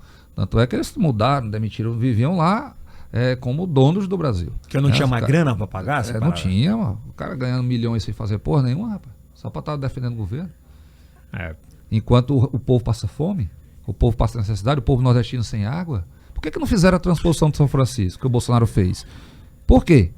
Uma transposição que desde Dom Pedro II é prometida. Nós temos registro disso ainda em 1880. De obras de transposição, do pensamento, de registro. Aí chega o PT, promete. Lula é de Pernambuco. Promete, não entrega. Só o dinheiro que eles desviaram da Petrobras com o BNDES dava para fazer 100 vezes a transposição de São Francisco que o Bolsonaro fez. Esse movimento agora das redes sociais, que você falou tanto em rede social, né? Que o presidente Bolsonaro ele conseguiu aproximar com o telefone, é verdade, que você falou, o engajamento do público em relação à política. E a gente vive um movimento agora de grandes artistas que representam o Brasil fora e dentro também, no contra Bolsonaro, alguns se declarando ao Lula, outros não. A gente tem alguns nomes, enfim, fortes nomes. Por que isso está acontecendo, na sua opinião? São vários os fatores, né? Tem umas viúvas da Rouanet que recebiam milhões de reais no governo do PT, que estão com saudade do dinheiro, da mamata. Quem? A Daniela Mercury, por exemplo.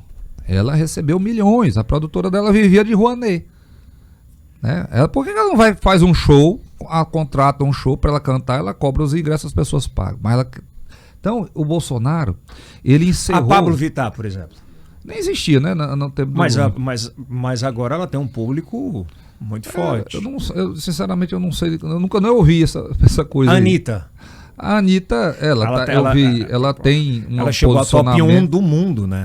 A Anitta tem um posicionamento político favorável, certo? Mas também nunca declarou apoio, até hoje que eu saiba, ao Lula, né? O Bolsonaro, ele tem essa capacidade de criar paixões e ódio. E ódio. De uns. Mas veja que essas pessoas que se posicionam contra ele, na sua grande maioria, são pessoas que estavam muito bem apadrinhadas no governo do PT. E o Bolsonaro acabou com isso. O Mário Frias, né, conta que o tanto de gente que ele pôde ajudar pequena, que precisava realmente de incentivo cultural, com o recurso que antes era dado para meia dúzia de apadrinhados que hoje fazem essa mobilização, né, e um influencia o outro contra o presidente, mas que, na verdade, o presidente é com o povo, é com os mais simples, que são a maioria. Bom, agora vamos voltar. A gente falou do Bolsonaro, né, da perspectiva de ele se eleger. Pronto. E agora vou falar do Lula e do Ciro, que são os mais bem posicionados para a presidência, depois a gente parte para o Estado. Vamos falar de Ciro. Quem é Ciro Gomes? O Ciro Gomes, lá no Ceará, eu me formei lá. Na época era Tássio Gereissati. Né? O Ceará teve um momento, na década de 90, que ele conseguiu avançar muito na questão de gestão de governança, visando o empreendedorismo. Certo? E o Ciro Gomes, Ferreira Gomes, sucederam o Tasso Gereissati, que hoje até por sua idade, pela sua capacidade física, acho que nem vai ser candidato esse ano. E meteram os pés pelas mãos, se aproximaram da esquerda, dominaram o Estado e aparelharam o Estado. No Ceará, como aonde avança a esquerda, eles aparelham todas as instituições e empresas, principalmente aqueles que têm força, poder e dinheiro, né? Com muitos incentivos, por um lado, positivos, e por outro lado, negativos, fiscalizações indevidas e todo tipo de sanção possível ser feita administrativamente. Depois de tanto tempo no poder, certo? Eles hoje lá, o estado do Ceará, e eu quero mandar aqui lembrar do meu irmão Capitão Wagner, que está lá fazendo um trabalho belíssimo. Está numa luta grande há muito tempo. Luta grande há muito tempo, está muito bem posicionado para governador do estado, se Deus quiser vai ser eleito. O povo cansou, porque eles falharam, como eles se aproximaram da esquerda, deixaram entrar o tráfico de drogas muito forte, certo? Abraçaram essas causas de divisão social. E as pessoas viram que aquilo não dá mais nada. O Ceará hoje é um estado que não está avançando. É um estado refém da criminalidade. É um estado que ele sempre foi mais do que o Piauí, mas está demais. Lá está pior do que o Rio de Janeiro. O Rio de Janeiro conseguiu melhorar a segurança pública, o Ceará piorou. Piauí piorou e Maranhão. O Nordeste piorou. O resto do Brasil todo melhorou no governo Bolsonaro. A economia piorou lá também? Economicamente, eu não sei os dados últimos, isso eu estaria. Mas eu entendo que hoje, quando eu ando lá em Fortaleza, que eu vejo as pessoas, principalmente saindo daquela zona ali de conforto do turismo na beira-mar, você vê grades nas portas, as pessoas estão com medo, são reféns, expulsas dos seus bairros. Acompanho o trabalho lá do Soldado Noélio, que é deputado, do André Fernandes, denunciando isso todos os dias. Eu tenho amigos lá e tenho família lá. O Raio não resolveu, porque ele resolveu muita coisa, o Raio lá. Que vem combatendo há mais de 17 anos. Não é de hoje, é de... o Raio é o trabalho que eu falei. Tem um trabalho de polícia que é só enxugar gelo. Você tem que ir na essência. O Raio é? O Raio hoje porque infelizmente o problema está na gestão. Qual é o compromisso do governador do Ceará de enfrentar os criminosos, os traficantes? De ir atrás deles, de prendê-los? De expulsá-los de lá? Certo? O tráfico de drogas dá muito dinheiro, dá muito lucro. Só vai se saber a verdade quando afastar os que estão aí. Onde aumenta o tráfico de drogas, o crime organizado, tem braço político. Uma das características do crime, ser chamado crime organizado, é ter braço político. Onde avança as facções criminosas, pode ter certeza que tem braço político. Rio de Janeiro é bem o exemplo disso. Né? Bem o exemplo disso. Quando é que começou o domínio das facções no Rio de Janeiro? Brizola. Proibiu a polícia subir o morro. Chegaram a ter deputado, né, pô? Tem um governador, agora deputado. Proibiu o morro. Como é que proíbe da polícia militar andar no morro, nas vilas, lá nas favelas? Aí vamos lá agora para fechar aqui para a parte presidencial. Como é que o Major Diego explica, por exemplo, é importante essa pergunta e é muito factual, agora em todos os institutos de pesquisa, o Lula ter aproximadamente entre 8 e 10 pontos acima do presidente da República. E todo esse movimento em torno da pré-candidatura de Lula. Lula voltando, ele volta mais sábio, volta pior, volta melhor? E o porquê desse distanciamento de pesquisa? Lula é um criminoso, vai votar um criminoso passando do crime. Isso já foi dito. É lamentável que ainda tem pessoas que apostam no criminoso. Dentro da técnica policial, você tem a síndrome de Estocolmo, né, que aconteceu em Estocolmo, em que a vítima cria simpatia pelo seu sequestrador, pelo seu criminoso ali de plantão, certo? E isso é isso que está acontecendo no Brasil? É o que está acontecendo com alguns.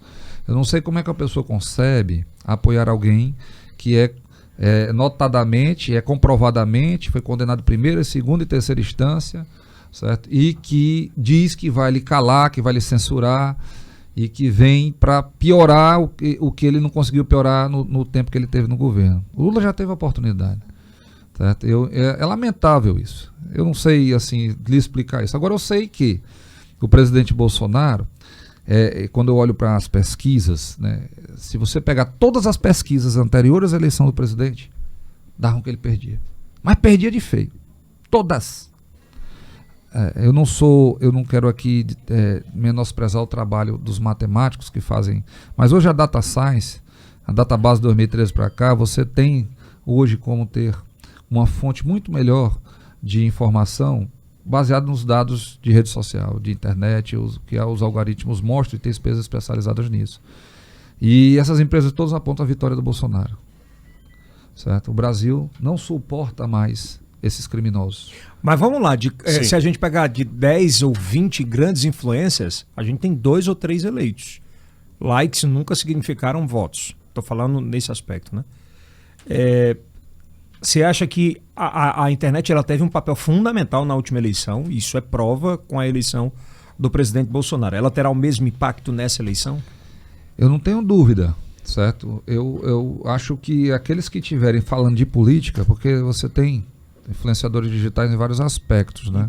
Estou falando político, claro. Os políticos, aqueles que falam realmente, então, eles têm uma força muito grande. E aqueles que forem candidatos e souberem usar essa energia da internet, com certeza vão ter um resultado. A vaidade atrapalhou algum deles? Alguns deles? Não tenho dúvida. A vaidade sempre atrapalha.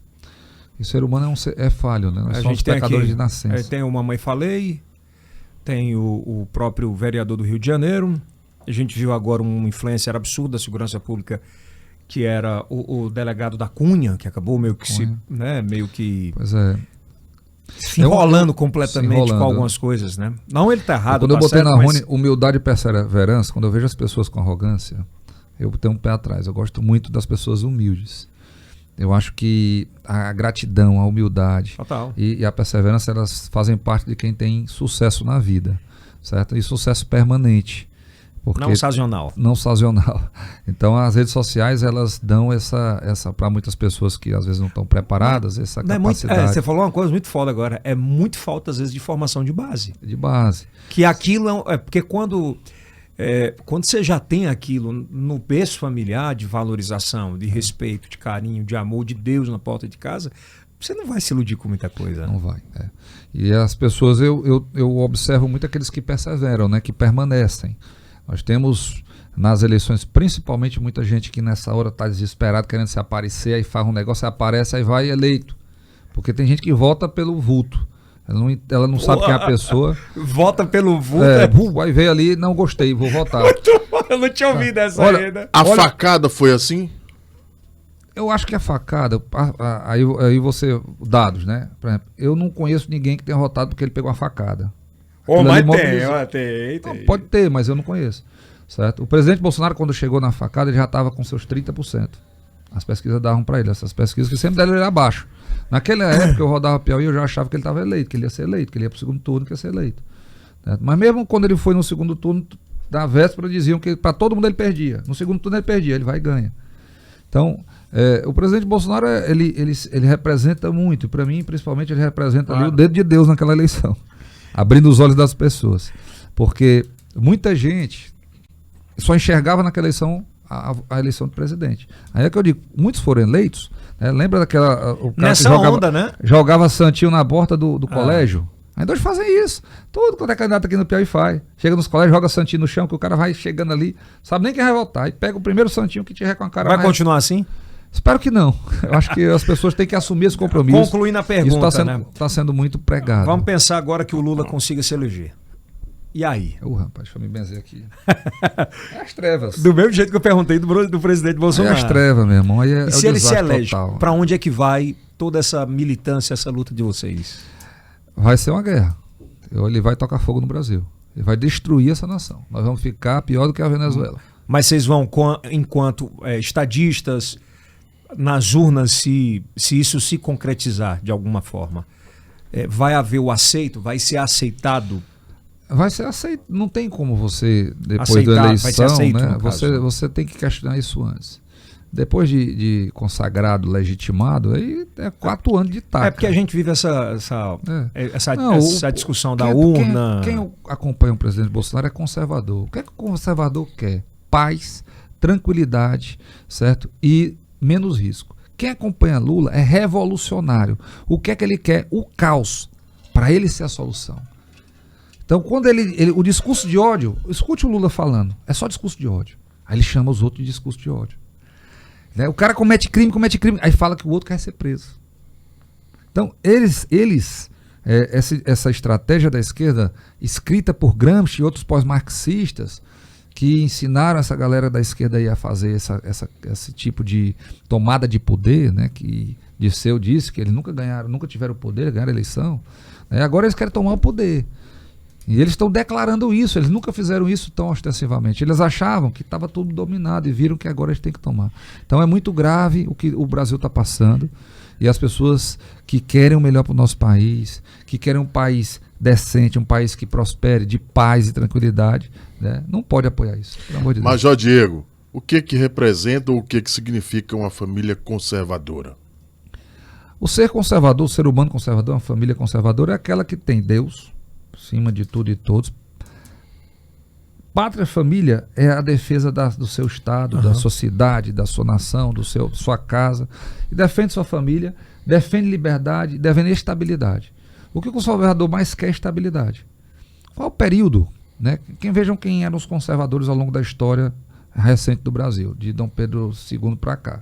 Dom Pedro II, 40 anos, 43 anos, imperador. Foi um período de estabilidade no Brasil. O Brasil cresceu. O Brasil tinha um crescimento que não teve depois após a República até hoje, certo? Foi um governo conservador. Visava o quê? A cultura, a educação. Né? Eu estou trazendo aí para 100 anos atrás. Aí de lá para cá você vai ter o governo conservador agora, Bolsonaro. Dá esse exemplo do Bolsonaro. Bolsonaro, o que é que ele buscou? Paz, tranquilidade. O que é que ele fez? Diminuiu regulação, diminuiu impostos, valorizou as pessoas quando elas precisavam. Enquanto os que eram contra o presidente trancavam as pessoas dentro de casa e diziam que a economia não importava, eles diziam, pessoal, a economia importa. Hoje o Brasil está um país onde as pessoas estão vivendo ainda com mínima dignidade graças ao presidente Bolsonaro, porque se dependesse desse governo de esquerda nos estados e nos municípios, tinha quebrado tudo. Ele não errou na pandemia, não? Ele só acertou. Mesmo... Comprou todas as vacinas. Os outros não compraram uma vacina, não. Enquanto os outros estavam roubando o dinheiro que ele mandava para os estados, veja aqui o consórcio do Nordeste, né, que o Wellington Dias criou, roubou 48 milhões, sumiram com 48 milhões. Agora está um governador acusando o outro, da época. Como é que o cara rouba respirador no meio da pandemia, rapaz? As pessoas morrendo. Como é que eles têm a cara de pau de hoje pedir voto para essas pessoas que morreram, que perderam seus entes queridos? Ex-governador teve aqui e disse que o presidente poderia ter salvado 350 mil famílias se tivesse comprado a vacina antes. Como se não tinha para vender? Ele é louco. Tá mentindo, ele adora mentir. O que é que ele fez? Me diga, o que é que ele fez durante a pandemia? Não, eu tô aqui me diga, ele teve aqui, você perguntar para ele, o que é que você fez durante a pandemia? Quanto foi o dinheiro que ele deu pro povo que ele trancou dentro de casa passando fome? Ele recebeu milhões de reais, bilhões de reais, fez muito empréstimo. O que é que ele fez? Ele disse que fez estrada, botou o pior pro Piauí. Tá as estradas agora decretadas calamidade pública. Vá das estradas que ele fez. Película de asfalto. Na primeira chuva você acaba. Como é o nome? Película de asfalto, tá lá na placa. Película de asfalto. Por que Eu nunca tinha visto isso. Quem é que é o... Por que não Samanta e você, candidato ao governo? Porque são dois bolsonaristas raízes, né? Eu não questiono isso porque eu fui convidado pelo presidente para vir ser candidato. Ele me escolheu. Estamos aqui. Não foi porque eu tive informação de bastidores que Samanta e você estavam muito no páreo a páreo, né? Ali pertinho um do outro para representar essa bandeira muito forte. Não, eu estava pré-candidato a deputado federal. Pois é, por isso que eu pergunto. E eu fui convidado para ser candidato, pré-candidato a governador. Pelo presidente. Pelo presidente. Os representantes dele. Ela vai sair bem? Quem? A Samanta? Não tenha dúvida. A Samanta hoje, ela é mais reconhecida lá fora do que aqui dentro. E ela está fazendo um trabalho, assim como vocês estão fazendo aqui, de vanguarda. Ela conseguiu conquistar ela tem um público a TV muito, Piauí, muito fiel lá. Um público muito fiel no Piauí todo, onde a gente anda. No Brasil, as pessoas, né? No Brasil, principalmente lá fora. E com certeza isso vai resultar para ela em muito apoio para a eleição dela. Certo? Ela está colocando o nome como pré-candidata estadual, está fazendo um trabalho grande, ela é muito conhecida, atende as pessoas, se esforça muito, é muito trabalhadora. É verdade, ela é danada. Ela é trabalhadora. Uma coisa que eu tenho curiosidade, e é uma tem falado a verdade, que é importante. Ela é do bem, eu gosto muito dela. Tem uma coisa que me tira, pelo menos eu como jornalista, eu me questiono muito.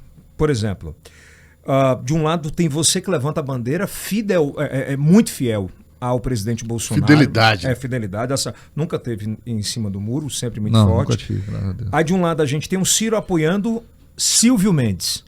E eu me pergunto por que o Ciro não está com você diretamente. Por que você é melhor do que o Silvio Mendes? A primeira pergunta, por que o Silvio Mendes, ele era do progressista, né? Eu nunca fui do progressista. Ele acompanha o Ciro Nogueira há muitos anos, certo? E eu entendo como naturalidade eles estarem juntos. Claro. A minha pré-campanha surge agora em março, praticamente, certo? Com a decisão do presidente da gente ter aqui um palanque, né, do grupo do presidente. E o Silvio Mendes, naturalmente, já estava em pré-campanha. O nome dele está melhor avaliado que o meu em pesquisas, né? E ele tem o posicionamento dele. Eu não questiono, eu acho que é a hora de unir a oposição. Certo? Eu conversei com o doutor Silvio antes de ser pré-candidato a governador, como pré-candidato a federal, dialogamos, certo? E entendo que ele está equivocado em não apoiar o presidente Bolsonaro. Pois é, ele não chama isso pro colo dele, né? Ele não apoia, não diz isso. E em muitos outros posicionamentos dele. Também? Também. Por exemplo, quando eu falo que nós precisamos valorizar os policiais do Piauí, temos hoje no Piauí a Polícia Militar, segunda mais mal paga do Brasil. 7 anos sem reposição da inflação. Os policiais, nós temos um efetivo menor do que tínhamos em 1992. Nós temos professores aqui em greve há 80 dias. Nós precisamos valorizar essas duas classes. Valorizar. Eu assumo esse compromisso, publicamente. Dessa valorização, né? Dessa valorização. Mas te chamaram, por exemplo, para ser vice do Silvio? Eu hoje sou candidato a governador. Correto. Antes? Não me chamaram para ser vice. E se tivessem chamado? Eu não tive essa oportunidade. Você falou em união, assumi um compromisso. Você falou em união de oposições. Quando eu conversei com o doutor Silvio era para construir isso. Já tinha um posicionamento, na época, conversei com ele e com a Iracema Portela, para entender eles, certo? E o que foi o entrave? Não, o partido dele já tem uma chapa. Não é eu ser, eu não Pô, eu mas sou vamos soldado. lá, mas o Ciro é a cara, hoje, o Ciro Nogueira é a cara da presidência. E você é o cara que mais defende o presidente. Eu me dou bem hoje com o Ciro Nogueira. Com ele eu converso. Então eu vou interpelar, mas não é a relação, o meu questionamento no podcast aqui, não é em relação a se dá bem, se não dá, é porque era uma coisa natural, como a oposição. Não, mas veja que isso naturalmente, se você falar, é como se você... Veja o processo. Eu não estava com o Ciro Nogueira lá atrás. Ele já lançou os nomes, esses nomes não te consultou, na verdade. Não, eu não estava, eu não conversava nem com ele. Eu fiz oposição a ele. Certo? Quando ele se aproxima do presidente, que ele se aproxima, assume Casa Civil e a gente se aproxima. Certo? Pouco antes a gente começou a conversar, quando ele já estava mais próximo. Mas antes eu não tinha essa aproximação. Então ele construiu dentro do grupo dele nomes, a gente tem que respeitar isso. Claro. Eu discuto ideias, né? Dentro da oposição, graças a Deus, há muito respeito. Você é melhor um candidato do que o Silvio? Eu me sinto hoje muito mais preparado para o momento do que ele para ser governador. Por quê? Por minha experiência, pelo momento que estamos vivendo. Esse distanciamento dele do governo, o doutor Silvio estava muito tempo afastado da política, ele tem uma aproximação com o PT que eu acho que... O Silvio? Tem, ele gosta de dizer que essa teve... fala vai render. Tem uma aproximação, ele teve agora, o Geraldo Alckmin era próximo dele, ele quando foi prefeito, ele teve pessoas que eram do PT na gestão dele. Certo? Ele diz que não tem, como é que ele gosta de dizer? Esse discurso dele assim de... Funciona hoje? Que não é político. Que ele deve estar funcionando, que ele está bem nas pesquisas, né? Mas vamos imaginar. Eu respeito o doutor Silvio, porque ele é um verdadeiro. Ele vai vir aqui também, é o questionamento dele. Eu tenho o meu, eu sou também... Mas você é melhor candidato do que ele? 1000 vezes.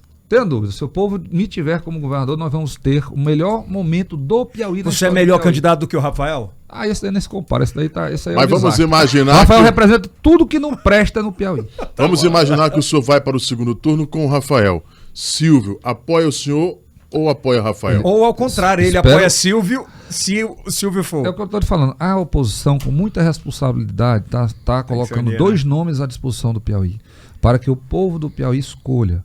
Nós temos o nosso projeto, um projeto conservador, de diminuição da estrutura do Estado, diminuição de impostos, de tirar o governo, o dinheiro que hoje está no bolso dos políticos do Estado e botar no bolso do povo, para que o povo possa prosperar, ter mais dignidade. De romper com esse esquema do PT de tanto tempo. Nós vamos auditar contas, nós vamos buscar trazer para o povo do Piauí o que foi desviado, sem vingatismo, mas com muita seriedade. Nós vamos estar alinhados com o presidente da República, Jair Messias Bolsonaro, com seus projetos. Nosso plano de governo está sendo construído alinhado com o que temos na presidente da República, certo? Nós vamos estar, como policial, hoje, fazendo um enfrentamento direto à crise na segurança pública. O doutor Silvio, a expertise dele é na área da saúde. A sua bandeira é a segurança. É segurança, Perfeito. ele é saúde. Então nós temos duas opções. Agora, nós conversamos e nos respeitamos. Eu tenho pela oposição, a todos que estão contra o PT, todo o respeito. E quero dialogar, sim. Dialogar, pelo conversar. bem do povo do Piauí. O bom é o bate-papo. Para a gente fechar, você acha que o presidente Bolsonaro conseguia gerir o Brasil hoje sem um centrão de Ciro Nogueira? O presidente Bolsonaro, ele foi eleito com a guilhotina no pescoço. Elegeram presidente, as pessoas votavam. Eu sou bolsonarista, e não votavam em candidatos alinhados ao presidente. O resultado disso foi que ele ficou refém do Congresso. E ele teve, sim, que conversar com o Congresso. Ele é refém do Congresso. Ele foi. Hoje ele conversou, ele acertou lá com todos que fazem o governo federal, os 3 poderes, né? As pessoas têm que entender como o poder é exercido. Não é só no Brasil, é em todo o Estado democrático. Nós temos 3 poderes. O legislativo, o executivo e o judiciário. Então, o presidente da República, ele comanda o executivo. Mas ele são harmônicos e independentes, mas eles têm que ser harmônicos. Então, ele tem que conversar com o legislativo e tem que conversar com o judiciário. É natural. Então, se eu quero realmente mudar, eu tenho que votar no legislativo alinhado. Sabe por que eu te fiz essa pergunta? Porque eu fiz essa pergunta para o Moro aqui. E eu perguntei, Moro, quem manda no Brasil? E ele falou, Ciro Nogueira. O Moro, eu sempre me decepcionei com o Moro. Certo? Primeiro porque eu acho que quem usa o seu trabalho muito politicamente como ele usou, isso é errado. Eu nunca fiz isso. Certo? Eu falo do que eu fiz, mas quando eu estava fazendo, eu não ficava fazendo propaganda de mim. Essa é hipocrisia. Segundo, porque quando ele vai para o Ministério, ele destrói o Ministério da Segurança Pública. Certo? E eu tive com pessoas que na época criticando isso, e ele disse que não sabia nada de segurança pública. Então, para que acabar com o Ministério da Segurança Pública? Era o maior problema do Brasil. 64 mil mortos em 2017, e o cara acaba com o Ministério da Segurança Pública. Hoje a Segurança Pública, a nível nacional, graças ao Moro, é uma secretaria dentro do Ministério que tem umas 15 secretarias. E por que o Bolsonaro chamou ele? Então, o Bolsonaro deu a ele, e ele exigiu isso daí. Certo? E o Bolsonaro, para tentar, ele assumiu o governo, ganhou a eleição. Poucos nomes. Tentou montar. O Bolsonaro, como muitos brasileiros, diferente de mim, certo? Tinha uma admiração pelo Moro. Você não tinha naquela época? Eu já não tinha. Quando eu vejo aquelas palhaçadas, que eu vejo o cara trabalhando e mostrando que quer mostrar o que está fazendo, eu já fico... Mas você sabe que tem muita gente no Brasil que fala que quem colocou o Bolsonaro lá não foi nem o Lula, foi o Moro, que não deixou o Lula se eleger. Quem fala isso não sabe nem que dia é hoje. Não tem nada a ver isso aí. O Moro, infelizmente, ele foi um grande traidor do presidente, um traidor do povo brasileiro, certo? É lamentável. Eu acho que quando ele larga a carreira da magistratura para assumir um cargo no executivo e lá pelas tantas, num momento crucial de dificuldade, no meio de uma pandemia, ele diz que vai acusar o presidente. Aquilo ali é uma coisa que somente alguém que seja muito pequeno faz. Ele não fez o mesmo com o Lula, não? Ele não tem nada a ver com o Lula, ele era juiz, ele não caiu no colo dele um processo. Veja que o juiz, ele não vai atrás do que está acontecendo. Quem prendeu o Lula foram os policiais, foi o Ministério Público, principalmente os policiais que foram lá e investigaram. Aí ele, por acaso, ele era o juiz natural. Então ele se aproveitou disso? Ele se aproveitou disso. Ele não foi atrás do Lula. E isso não prejudicou tudo? Não, o que prejudicou foi o Supremo. Se não fosse ele, se fosse outro, tinha acontecido a mesma coisa. Tinha dado a mesma coisa. Falei o nome, né? Eu tava vendo se ele falava alguma coisa, mas não foi. Conseguiu. E qual é a missão agora? A missão é salvar o Piauí, libertar o Piauí. Eu estou construindo um plano de governo, Edson, para ser o melhor do Piauí. Nesses 4 anos, um projeto de 4 anos para a gente fazer o melhor pelo povo de bem do Piauí. É um projeto construído a várias mãos. Estou conversando com o povo do Piauí, andando o Piauí todo, conversando com o povo de bem, com quem realmente defende o que eu defendo, os valores que eu defendo. Deus, pátria, família e liberdade. É muito simples isso. As pessoas têm que se envolver politicamente. Eu não tenho os recursos que os outros têm. Eu não vou comprar voto como outros aí vão comprar. Eu não vou mentir para as pessoas. Quando eu tiver que ser duro, eu vou ter que ser. Certo? Coloco meu número de expulsão. Eu sou oficial da Polícia Militar de carreira. Devo sair agora com tenente-coronel. Certo? Tenho 25 anos de polícia. Você não está aposentado ainda da polícia, né? Não, eu volto para a polícia, decidam, quiserem outro, eu continuarei minha vida. Volta para Rony? Quem sabe? Adoro a Rony, seria uma grande honra. Seria uma grande honra, mas o que é mais importante nesse momento... Mas você quer voltar como governador? Eu quero voltar como governador, porque eu entendo a importância disso. Nós vamos salvar o Piauí. Nós vamos afastar essa criminalidade do Piauí. Se em 4 anos nós não fizermos isso, coloquem outro. Que bacana. Essa é a minha responsabilidade. E estou me somando a pessoas técnicas em cada área para fazer isso. Sem descriminalizar ninguém, sem revanchismo. Né? Quando eu digo que eu dialogo com todos que queiram dialogar, eu dialogo. Bacana. Bolsonaro errou quando convidou os generais? A quê? Assumir, ele está perguntando se ele errou. Eu acho que não, ele sempre buscou cargos técnicos. A gestão pública é muito complexa, os generais são preparados. O oficial da Polícia e do Exército, ele é formado para ser gestor do patrimônio público. Então são pessoas altamente preparadas. E aqueles que lá chegaram conseguiram dar excelentes resultados. Vejam que as empresas públicas do Brasil davam em torno de 40 bilhões de reais de prejuízo no ano. Hoje elas estão dando 100 e tantos bilhões de reais de lucro. Então só aí você tem aí o que era de prejuízo com lucro, 150 bilhões de reais para o povo brasileiro, o que permite Auxílio Brasil, o que permite fazer transposição do Rio São Francisco. Nós não temos, graças a Deus, no governo do presidente, um caso denunciado de corrupção. É um milagre. Todos os dias a corrupção estava presente no governo do PT. Todos os dias o Jornal Nacional denunciava. Todos praticamente os ministros do Lula foram presos. Presidente do PT foram presos. Tesoureiros do PT foram presos. Vai ser um segundo episódio pra gente falar negócio do MEC. Ótimo. Você defender aqui a situação da vacina, que vacina. De um dólar por vacina. Pronto. Que é como o próprio presidente fala, não é um ato consumado e tal. Mas enfim. Agora, se você quiser, a gente vai ter tempo absurdo da política, né? Agora. E olha que bacana esse espaço pra gente debater. Não dá pra você colocar o pensamento, essa trilha de raciocínio em 10, 15 minutos. É por isso que é importante. Só pra gente fechar nesse primeiro podcast, a gente vai ter outros aí, vai ter claro que vai falar, mas para fechar, qual a possibilidade de 0 a 10 de acontecer um golpe militar no Brasil com eleições pró-Bolsonaro ou pós-Bolsonaro? Ou anti-Bolsonaro, no caso? 0. Nós tivemos golpe militar no Brasil, se tivemos foi em 1889, certo? E eu hoje não enxergo isso. Os militares no Brasil eles são muito responsáveis pelo nosso país, né? Em 64 nós tivemos uma medida tomada pelo Senado Federal de afastar o presidente e nomear outro presidente, certo? E o presidente Bolsonaro, com muita responsabilidade, tem conduzido o Brasil em todos os momentos. Nós estamos chegando num momento crucial, que é da eleição, certo? Em que o presidente tem se acobertado, se preparado para que seja um momento mais tranquilo possível, certo? Para que as pessoas tenham confiança na eleição. Certo? Isso se faz com transparência. Eu só fico com o pé atrás quando eu vejo pessoas que não querem dar transparência a atos públicos, atos políticos. Né? Nós temos aí várias pessoas aí de preto que estão... o STF que você está falando? Nós temos pessoas que estão se posicionando contra a transparência. De toga. De toga, contra a transparência em atos que deveriam ser públicos. Quais? Por exemplo, a contagem de votos. Por que não ser público? Por que não botar umas câmeras lá, todo mundo vendo contar o voto? Sempre foi crucial em toda a democracia a contagem dos votos. Né? Tanto aí você tinha voto impresso e adiantado. Por que não? Certo? Então, se der transparência a isso, não vai ter problema. Se não der, vai ter problema? Não sei. Aí, por que não evita, né? Agora, o que eu sinto é que o povo brasileiro tem se politizado, graças a Deus, aprendido muito. Tá mesmo, nos últimos anos, cada vez mais as pessoas, os jovens, entendido, né? Como funciona o sistema. Os jovens estão interessados, isso é muito bom. E nossa geração, tem uma responsabilidade muito grande com esse país.